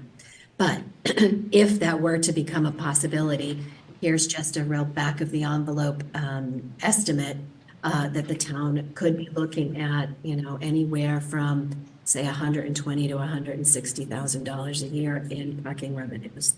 We would obviously need to track the usage of that now if that was going to be something that we wanted to explore. Again, looking at something like this, they're ideas, they're thinking out of the box, but it does not appear to us, the task force, that this is going to happen in the time frame that we're analyzing. So what does all of this mean? Oh, actually, I got one more. There's been some conversation about an IMA with Plymouth. And I know that there's been some conversation about wanting to make sure that folks who are not residents of Duxbury or patrons of the Duxbury Beach are fulfilling their obligations by, providing their fair share of covering expenses. So I will tell you to that end that the town manager, and I'll turn it over to Rainey in 1 second, town manager has been working with town council as well as some of the other department heads to explore what an IMA may or may not look like. I will tell you that one of the first reactions that we had is, well, we provide public safety response. We provide emergency management services to those properties out on that beach, and therefore we should be compensated for those services. To that end, I will tell you that the number of incidents that we respond to out there, surprisingly, was very limited. Less than 10 a year, and sometimes even just, even just half that. And so basing any kind of an IMA on incident response is not necessarily a practical method of pursuing that. I will also tell you that when we do respond to an incident out at Saquesh, the town of Plymouth sends a crew up to Duxbury to cover our department. So there is some reciprocity there to make sure that we're not short-staffed and taking our first responders out of providing for our own community. So, and the other thing to think about is the real value and the real expense with providing emergency management services is not necessarily the cost of an incident. It is the cost of making sure that those services are available in our community. We need to make sure that we have a well-staffed, well-maintained, well-equipped fire department, police department, in the hopes that they never have to respond to any incidents, but that the real cost is there, not necessarily just the cost of responding to an incident. So, Great. so looking at an IMA with just that lens, I would recommend is not going to work. The other thing I think with that, and as I started to explore this and talk with Rainey about it, one of the other things I think we need to do is really kind of step back a little bit from this conversation and try to see if an IMA is actually really solving the problem at hand. And if I understand things correctly, the problem at hand is that these folks are folks who are heading out to Saquesh, are accessing a back road, and it is interfering with our ability to manage and maintain the HCP. And as a result of that, if there are any takes or events that occur, then that further limits our ability to access the oversand portion. And so the real issue, if that's the real problem, then an IMA is not going to necessarily solve that. So I think this is, again, I'll turn it over to Rainey. He can give you an update on town council, but I think this is something that we need to sort of take ourselves a step back and look at it from a macro perspective. Rainey, did you want to add anything to that? Sure. Thank you, Mary. You pretty much covered everything, but I've had Jeff take a preliminary look at this, and I've had conversations with both chiefs. We'll have a further discussion on it later, probably in August-ish, September-ish, because Jeff's out for a couple of weeks. But based on all of the things that Mary just said, we're not sure that an IMA is going to do anything. And what we would be memorializing and what fee would be assessed and how. And another thing to remember is some of those residents out there are owned by Duxbury residents now. So you'd be hitting them up twice. They're not all, and granted it's Plymouth, but they are, some of them are owned by Duxbury residents, so something else to consider. Right. Okay. So what does all of this mean? So Duxbury has a very long-standing culture and tradition of preserving open space, maintaining that historic, bucolic nature of a serene community. And while it provides a wonderful community to live in, and we are also currently able to provide a whole host of core services, there are some consequences with that set of values and beliefs and traditions. And so, as we talked about, we know that our ability to generate revenues from a state aid perspective are non-existent.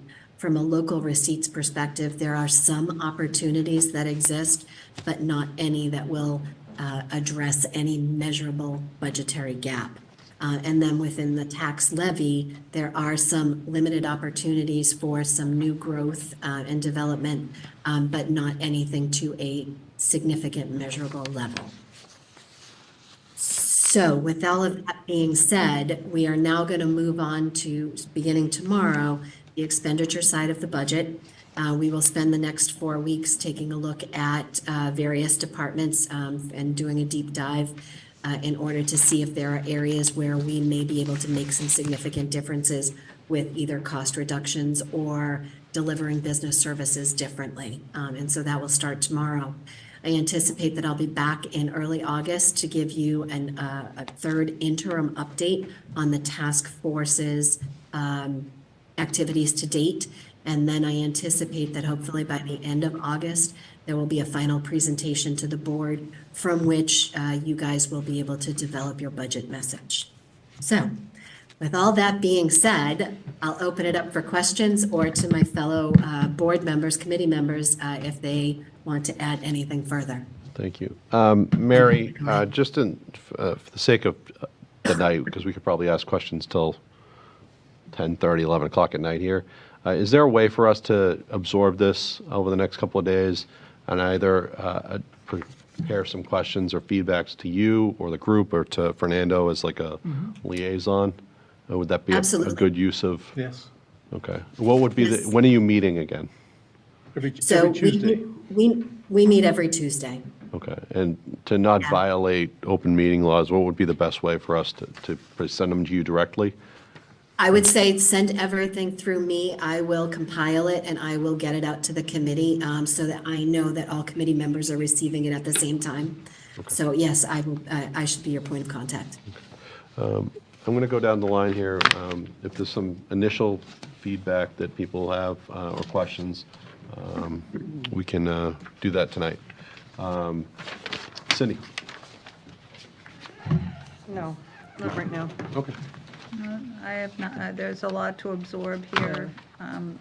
Obviously no easy answers on the revenue end of it, as, I think that's not a huge surprise. Yeah, this is a big challenge, and I appreciate the task force time and efforts, and it was just so much good news, I can't believe it. Not really. I'm not being truthful. So thank you, though. Go ahead, Brian. Yeah, just to echo what Amy just said, I appreciate the efforts of the task force, and I didn't realize you met every week. That's a lot of work, obviously, and I appreciate you thinking outside the box. I did have, and I know we're not going into details tonight, but I just had one general question. Mary, if you can go back to the slide that showed how the state calculates our aid, and you had pointed out a number of highlighted rows. Let me go back. Can you, It was am I near sharing One's it? in yes, we can see it. green. It was near the Okay. beginning. Near the beginning. Yeah, oh, I think No, state aid. Oh, the no, various, this one? that one. So, Yeah. investment income, line 20, that's near the bottom. Is Yep. that highlighted in green? It looks like it is. Mm-hmm. Okay. The question I have on that one, I have a recollection from a number of meetings ago that this board authorized a wider universe of investment opportunities. And I'm curious to know, since we're looking 5 years into the future, how at all we think that additional flexibility might be able to benefit us, given that the market's been doing great. We potentially have more opportunities to take advantage of the upside of the market. And again, I know we're not doing details tonight, but I'd like maybe a little more color on that one to the extent that you have info to share. So Brian, are you referring to the recent town meeting article where we asked to adopt the prudent investor rule? Yes. Okay, so to that point, that article was specific to trust funds. And what we're talking about here under investment income is the general fund investment income. We're talking about the revenues that are available to support our general fund.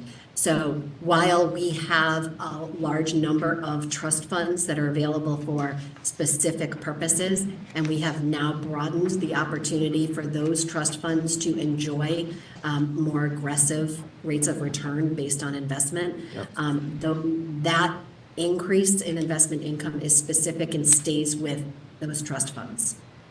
So that's not something that we could take part of as part of the overall budget? So we, with respect to general fund revenues, so there are some opportunities, right? So we have some trust funds that are available for specific community-based purposes. We also have some trust funds for things like OPEB, stabilization, capital investment trust. Yeah. Those, again, they're trust funds and they're not used for our operating budget. But do we have the opportunity to invest them with a higher degree of risk or a more broad portfolio? The answer is yes, because if you remember correctly, we were limited to what was called the legal list, and that was Right, about yep. 8 different investments. Now we've broadened that.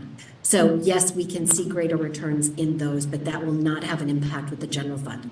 With the general fund, what happens with general fund monies is we actually have to have a large portion of our general fund monies available in very low risk, very safe, and very, very liquid accounts in order to pay payroll and vendors on an ongoing basis. So with respect to the general fund, any other monies that are not part of our regular and customary cash flow needs, those are invested in safer, not nearly as higher risk as our trust funds, safer but higher yield investments like CDs and other bank deposits that pay a higher yield, but you're not going to see those really significant double-digit returns on those.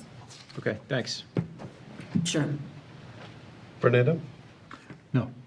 I just want to thank Mary for a great presentation, actually, and I think that summary slide is perfect. Thank you.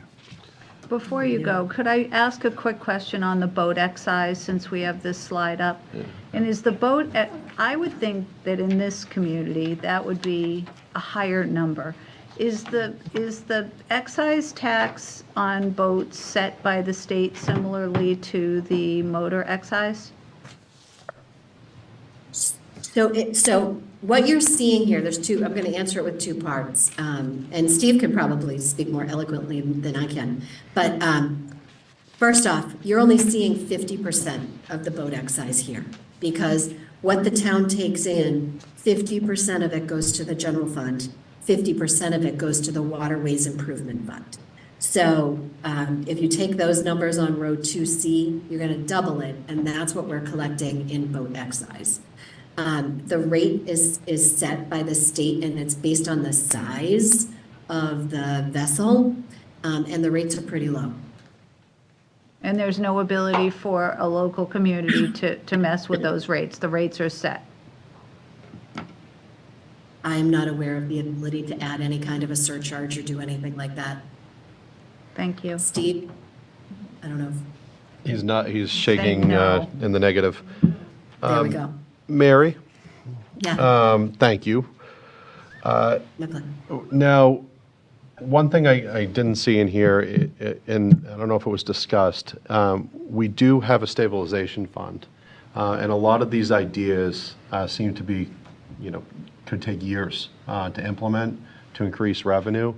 Was there any discussion, or do you have any thoughts on utilizing the stabilization fund over a few years as a bridge to meet our needs, and then to implement these other ideas in the interim? Oh my God, I'm having anxiety, Mike.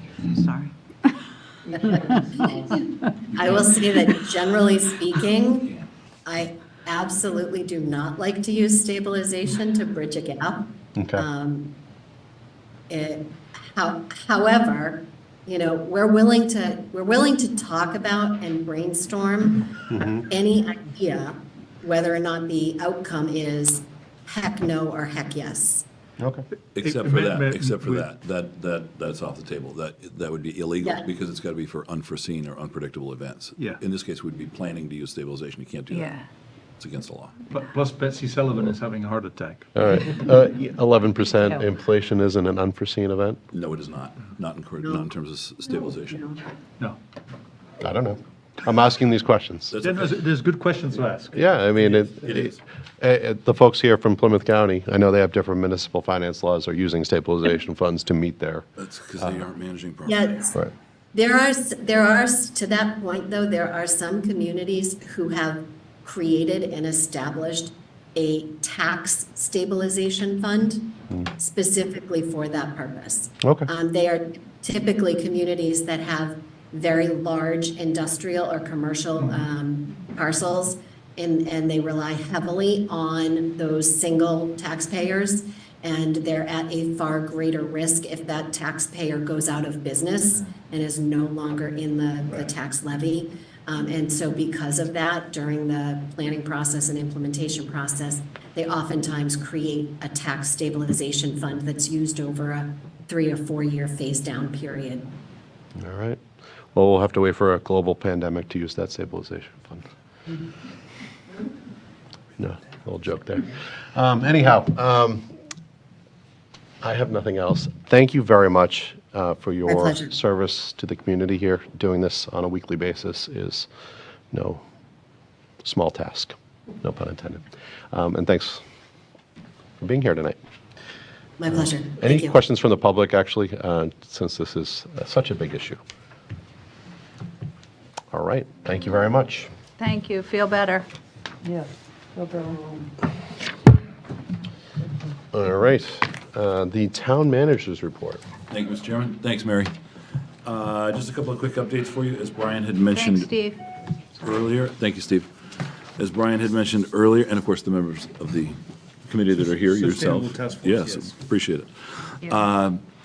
As Brian had mentioned earlier, the MBTA Communities group has met, and you're going to be having a joint meeting with them on July 22nd between yourselves, the Planning Board, and the MBTA Committee. And they've agreed to move forward with two sites, one being the Island Creek and the other being the Bonji's Tarkiln site, which they will explore with you at that meeting at that time.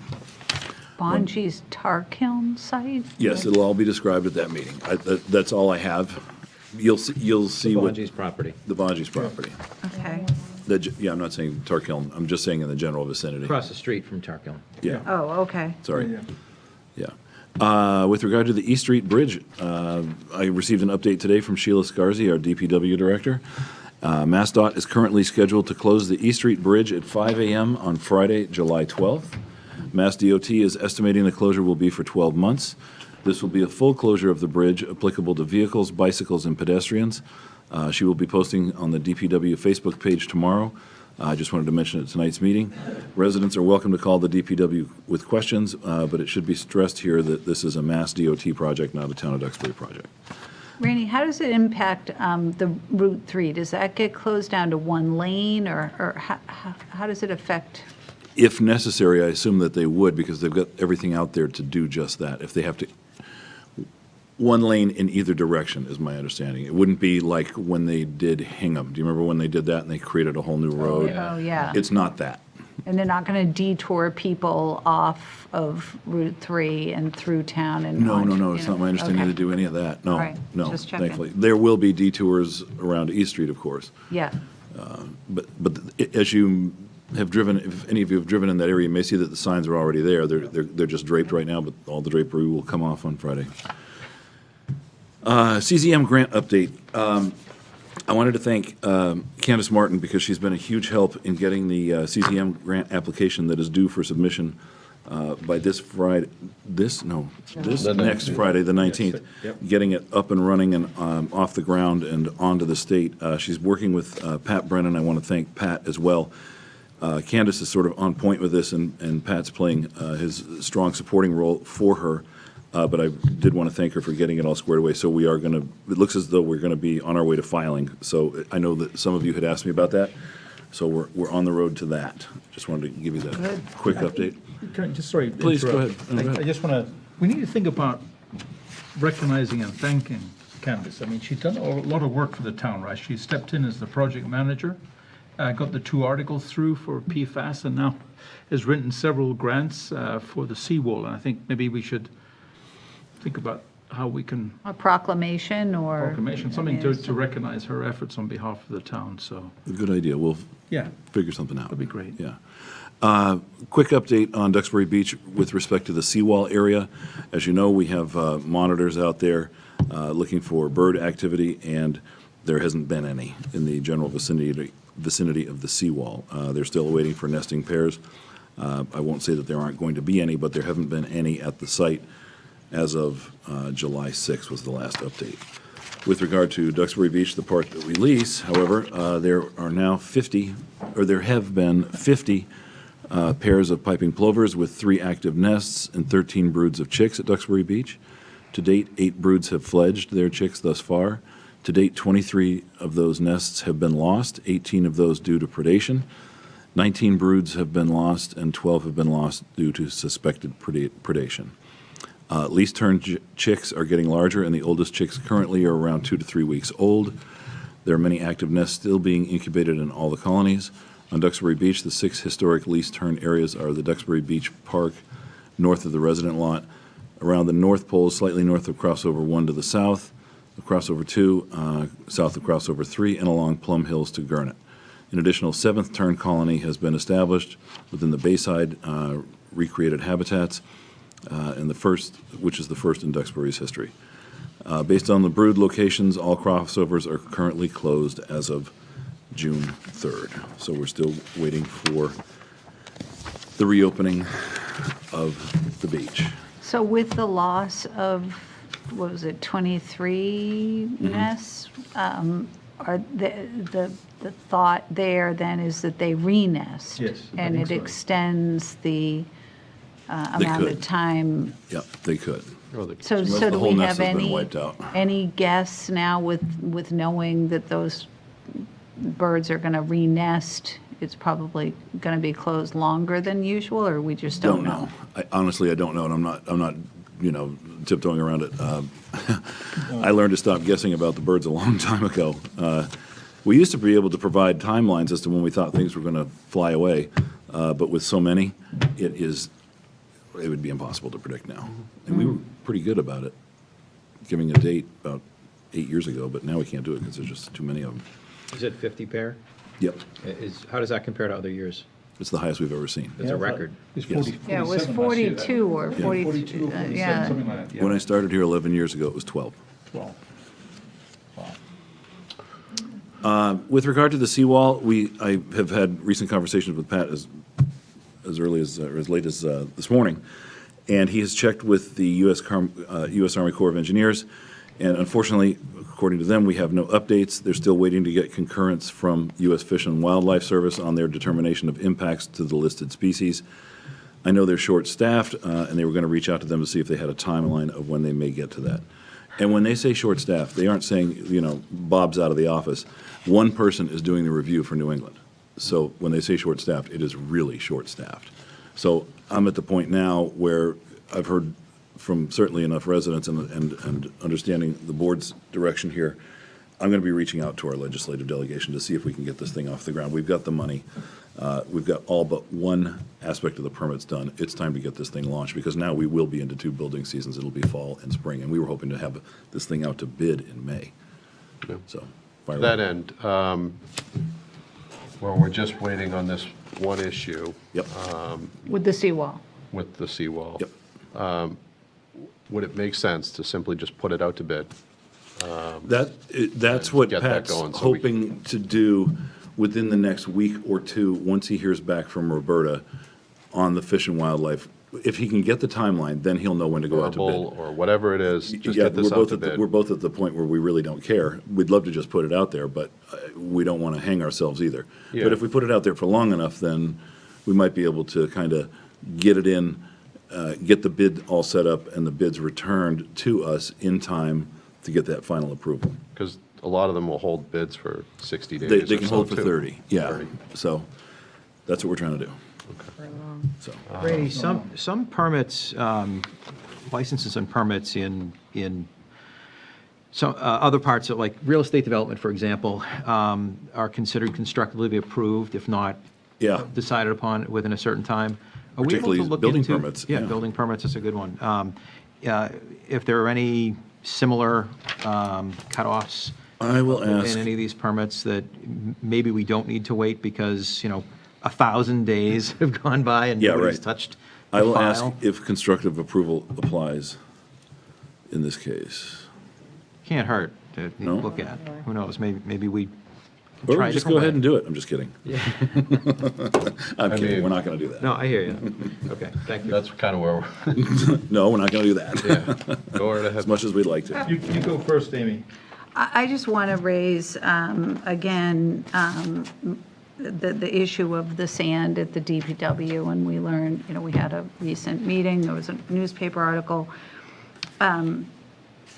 I don't want to give up any hope, or I hope that we will continue to have discussions about how to utilize the sand at the DPW site for the seawall for the town's benefit, saving money, saving, utilizing our own soil in another location, was brought up at open forum. So I just don't want to, I know that there's some logistic challenges there, but with these ongoing delays with the DPW, maybe that will work to our benefit in some respect with the sand. So I just really don't want to give up on that. I think it makes a lot of sense, and so I'm really hoping that that is something that we can try to figure out. Thank you. Okay. Rainey?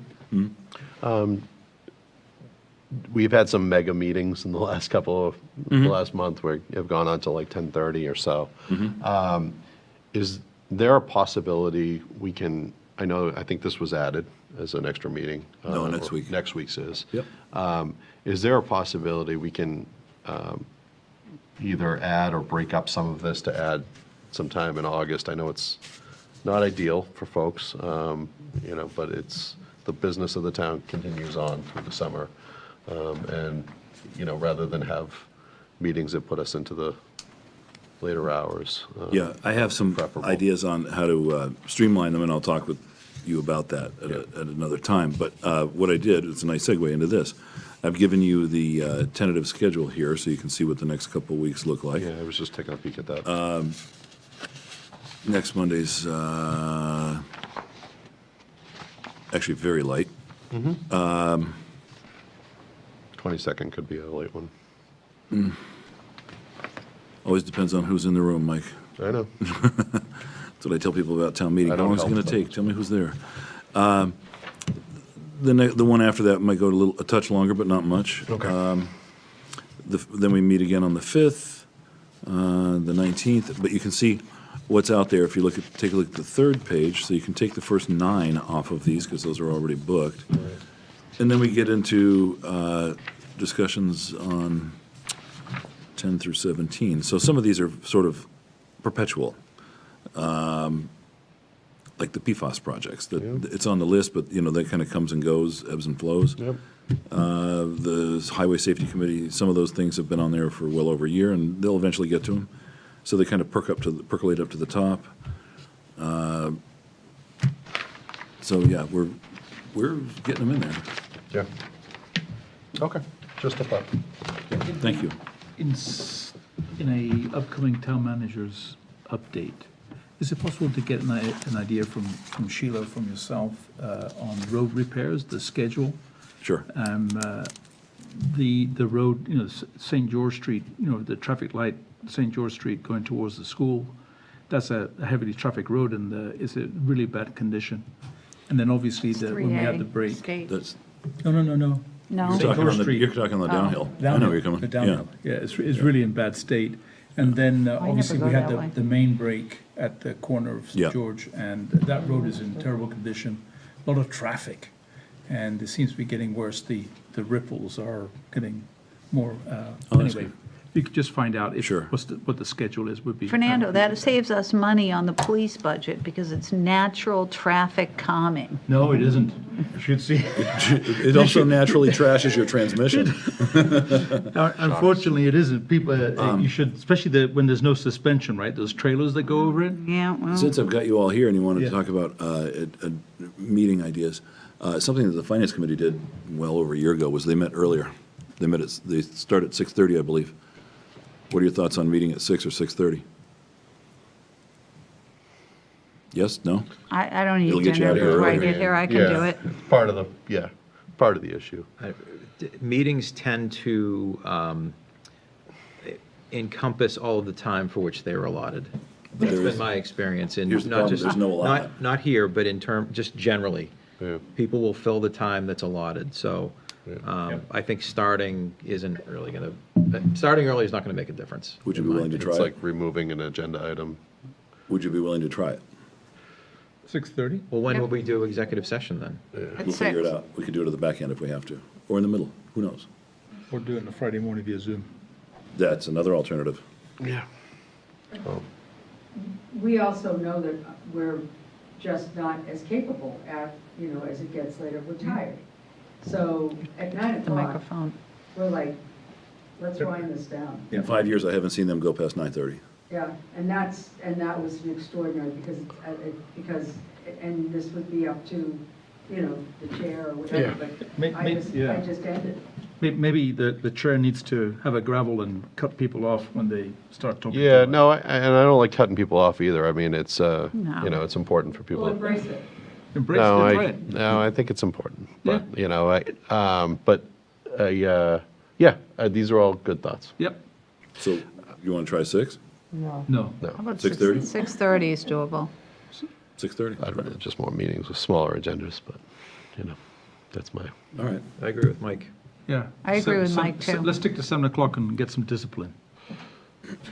No, I don't think that that's the answer. I would agree with both of, I'm happy to start at 6:30, but I also think that additional, I think it would be wonderful if we had the ability to go to every 2 weeks during the summer or less, but I don't think this agenda allows for that, so I kind of think we need to do both, but, sorry. How about all 3? Rock and roll. Earlier and more We've already meetings. added another meeting, Okay, right? yeah. 6:30, and then time limits, if you will, whether Or it be just cut speakers out. or I the board meant meeting just- itself. Less items on the agenda, so we can spread them out a little bit. It just creates a burnout issue for staff, that's all, Right. I know. without a break. Okay. All right. All right. Ongoing. Discussion ended. Good. Moving on. Committee appointments and appointments resignations. I move that the Duxbury Select Board appoint or reappoint the following people to the following boards for the following terms.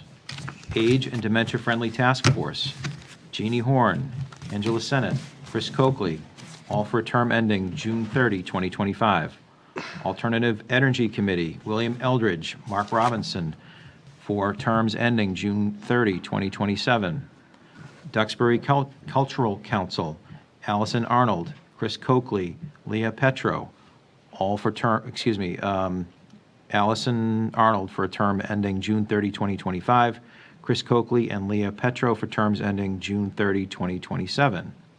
Hall's Corner Working Group, Lester Lloyd, Kathy Cross, Emily Partain, Tom Dacey, all for terms ending June 30, 2025.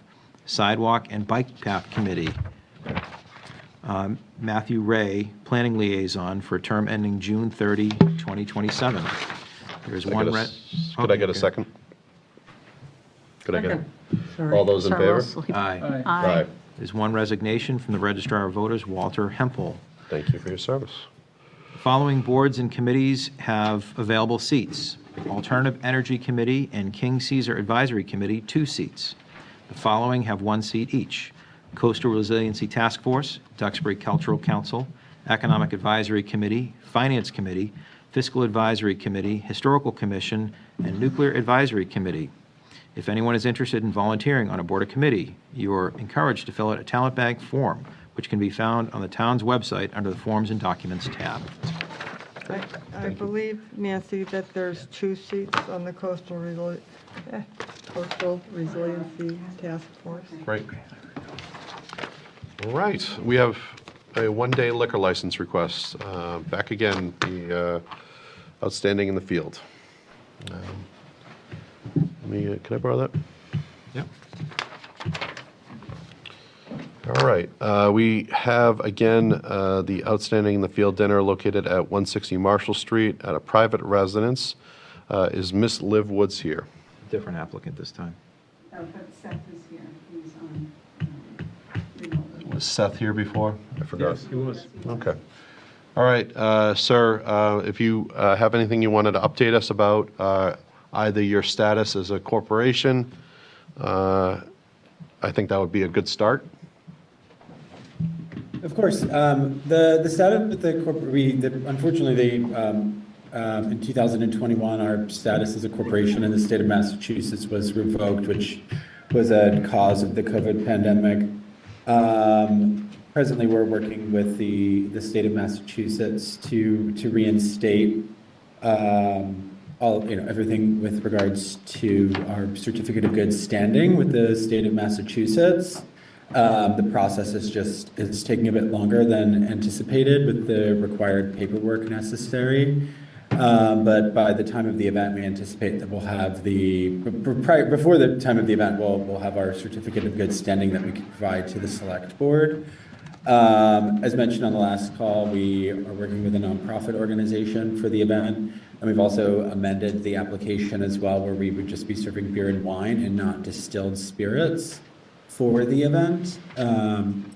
And we'll be, with the event, as mentioned before, we'll be working with the Massachusetts Oyster Project to promote the aquaculture in the waters in Duxbury, as well as the state of Massachusetts. All right, thank you. Do any board members have any questions for the applicant? Do just administratively, Mr. Chairman, and as the applicant, or I guess co-applicant, has just acknowledged, Outstanding in the Field continues to not be authorized to conduct business in the Commonwealth. So whether it may have the right to do so at the time of the event, I think is irrelevant. What we're looking at today is the organization authorized to conduct business. The answer is no, so that has not changed. I do see there's a co-applicant, this time the Massachusetts Oyster Project, which is authorized to conduct business in Massachusetts. The concern that I have administratively, Mr. Chairman, is that according to the materials that we received, the insurance certificate that was provided is only in the name of Outstanding in the Field, not in the name of the Massachusetts Oyster Project. Correct. So I'm concerned that even though one of the co-applicants appears to be in good standing, the certificate we have, I don't know whether it's enforceable in the event that there's a casualty that we would need to call upon the insurance for. So I'm concerned about that legal issue, and that's without regard to the underlying merits that I'm sure we'll also discuss. Great. Thank you. Does anybody else have any questions for the applicant? I know we had a lot of comments from the boards as well before. Yeah, there's comments from like the police department. They had a lot of questions. And that, you know, that needs to be straightened out. Administrative aside, which I think that there are fatal flaws administratively with this application, but the bigger picture for me is that this is a commercial use in a residential area. It is not in keeping with our zoning bylaws. While a portion of the ticket money is now it's suggested in this paperwork to be donated, there's still a significant amount of money that is not donated. So again, when you sell tickets to an event, it is a commercial use of residential property, and again, is not in conformance with our zoning bylaws. Before we take a vote, do you want to? Yeah, nothing has changed in this reapplication. We're still in the same spot. Okay, I'll take a vote. If I could Well, actually, just add- you know, I am going to let the public, if there's any questions. I just have one point. So what I spoke of a moment ago, it has to do with the administrative legal issues. There was one comment, I don't recall if we saw this last time that the proposal was before us, but the police department raises what I think is a very important public safety issue about the number of alcohol servers compared to the number of proposed guests. And there supposedly is one certified server for 200 guests. And of course, this is a liquor license that we're looking at now, right? So I think of the town comments that we received, or the town department comments we received, that stood out to me as being particularly troublesome. And anecdotally, when we see these types of applications for liquor licenses, I don't know of very many that has just one server, and those are for much smaller events. So that's a concern, and I don't know that's been addressed. Thank you. Do any members of the public have a short comment or question that they would like to raise with the board before we take a vote? Okay, there being none, I'm happy to take a vote. Go ahead, Seth. I just wanted to, I just would like to address the certificate of insurance that the select board member had just mentioned.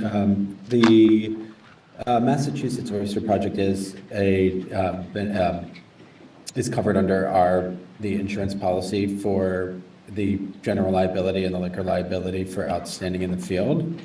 And then for the alcohol server that's listed on the application, on the application, it asks for a tip certification for the state of Massachusetts.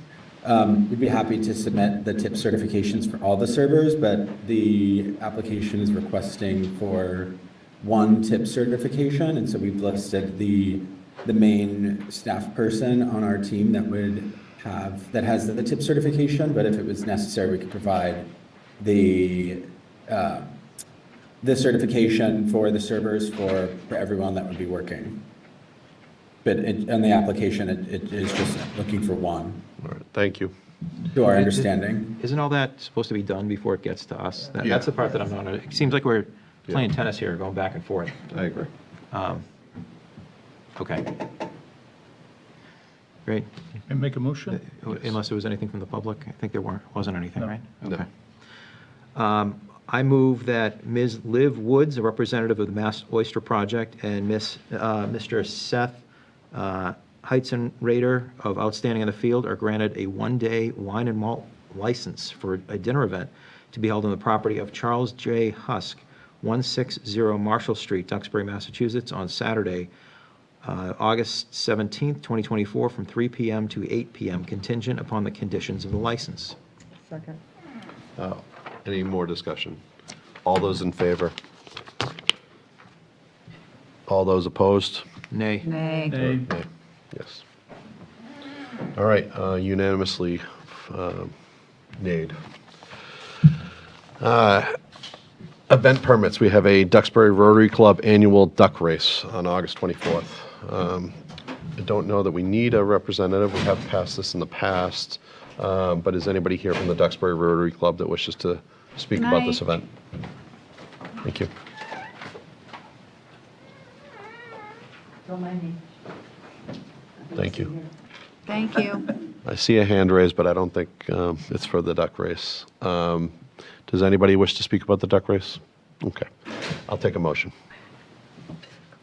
I move that Mr. James Aldred, as a representative of the Duxbury Rotary Club, is granted permission to hold their annual duck race on Saturday, August 24th, 2024, from 1 p.m. to 5 p.m. approximately, in Bluefish River at Bluefish River Bridge, located on Washington Street, contingent upon the conditions of the permit. Second. All those in favor? Aye. Aye. All right, past winners do not have to recuse themselves. Who's that? Fernando. Not me.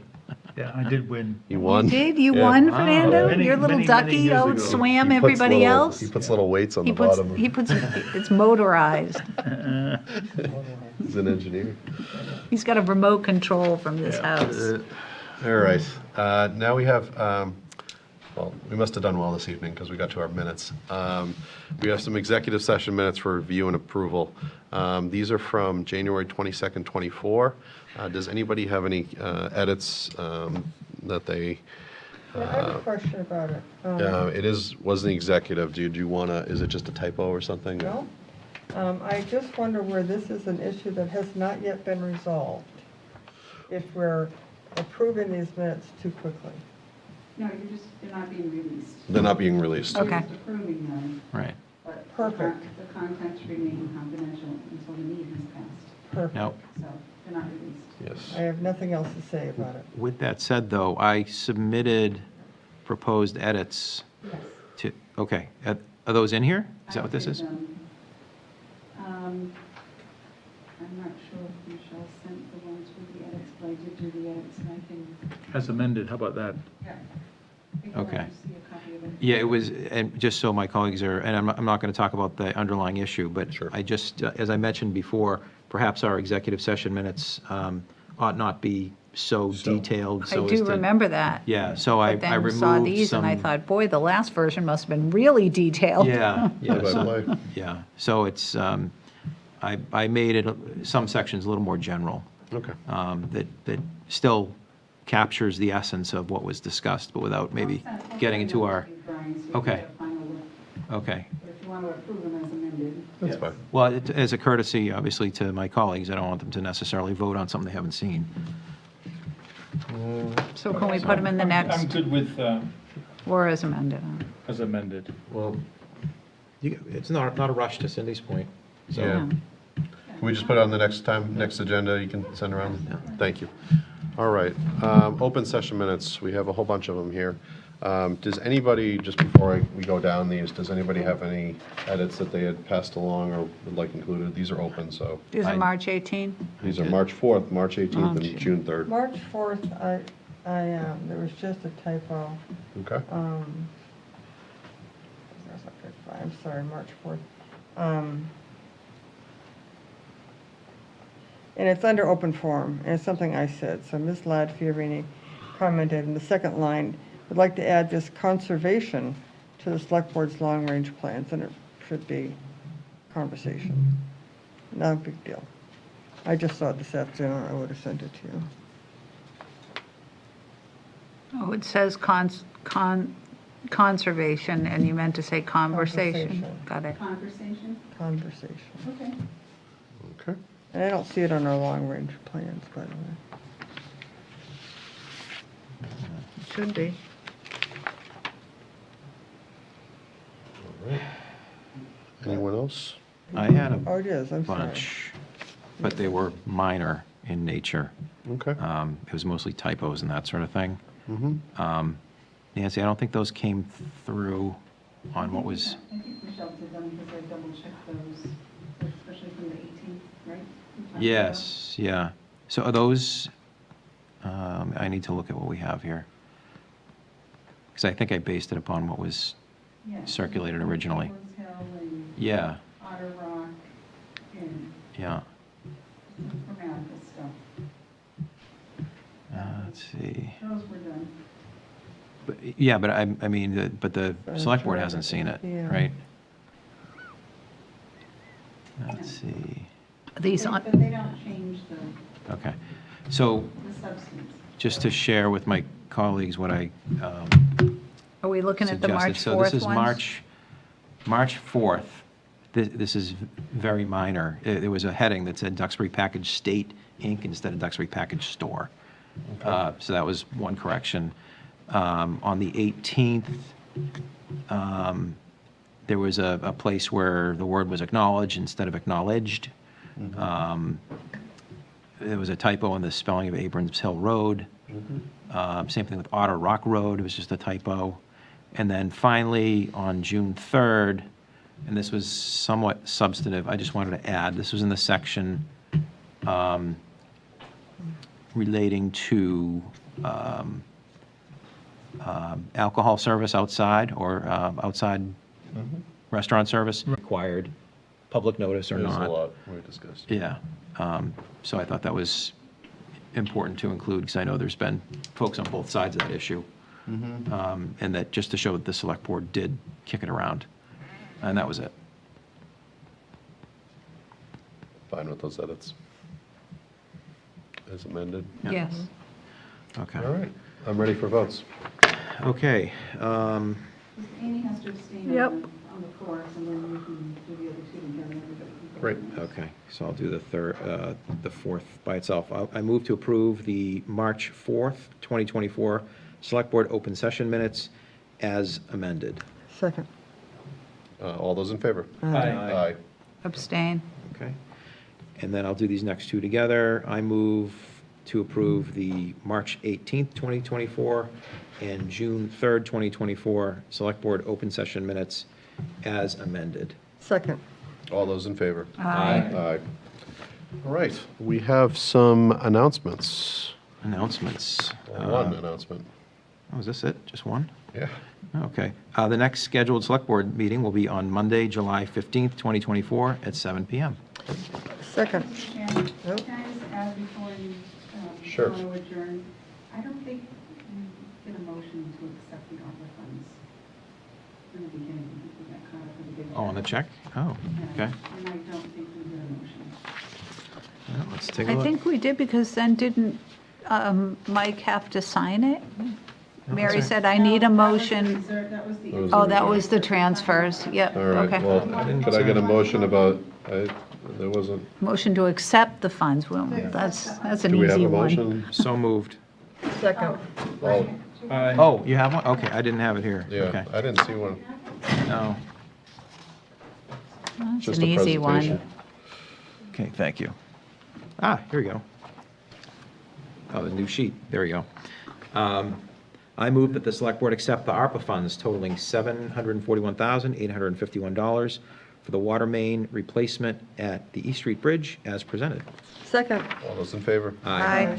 All right, and I'll take a motion to adjourn. Wait, just for a second. Susan, didn't you want to say something? Yes, Tom, could you reopen the meeting, and I promise I'll take 3 minutes. Of course, go right ahead.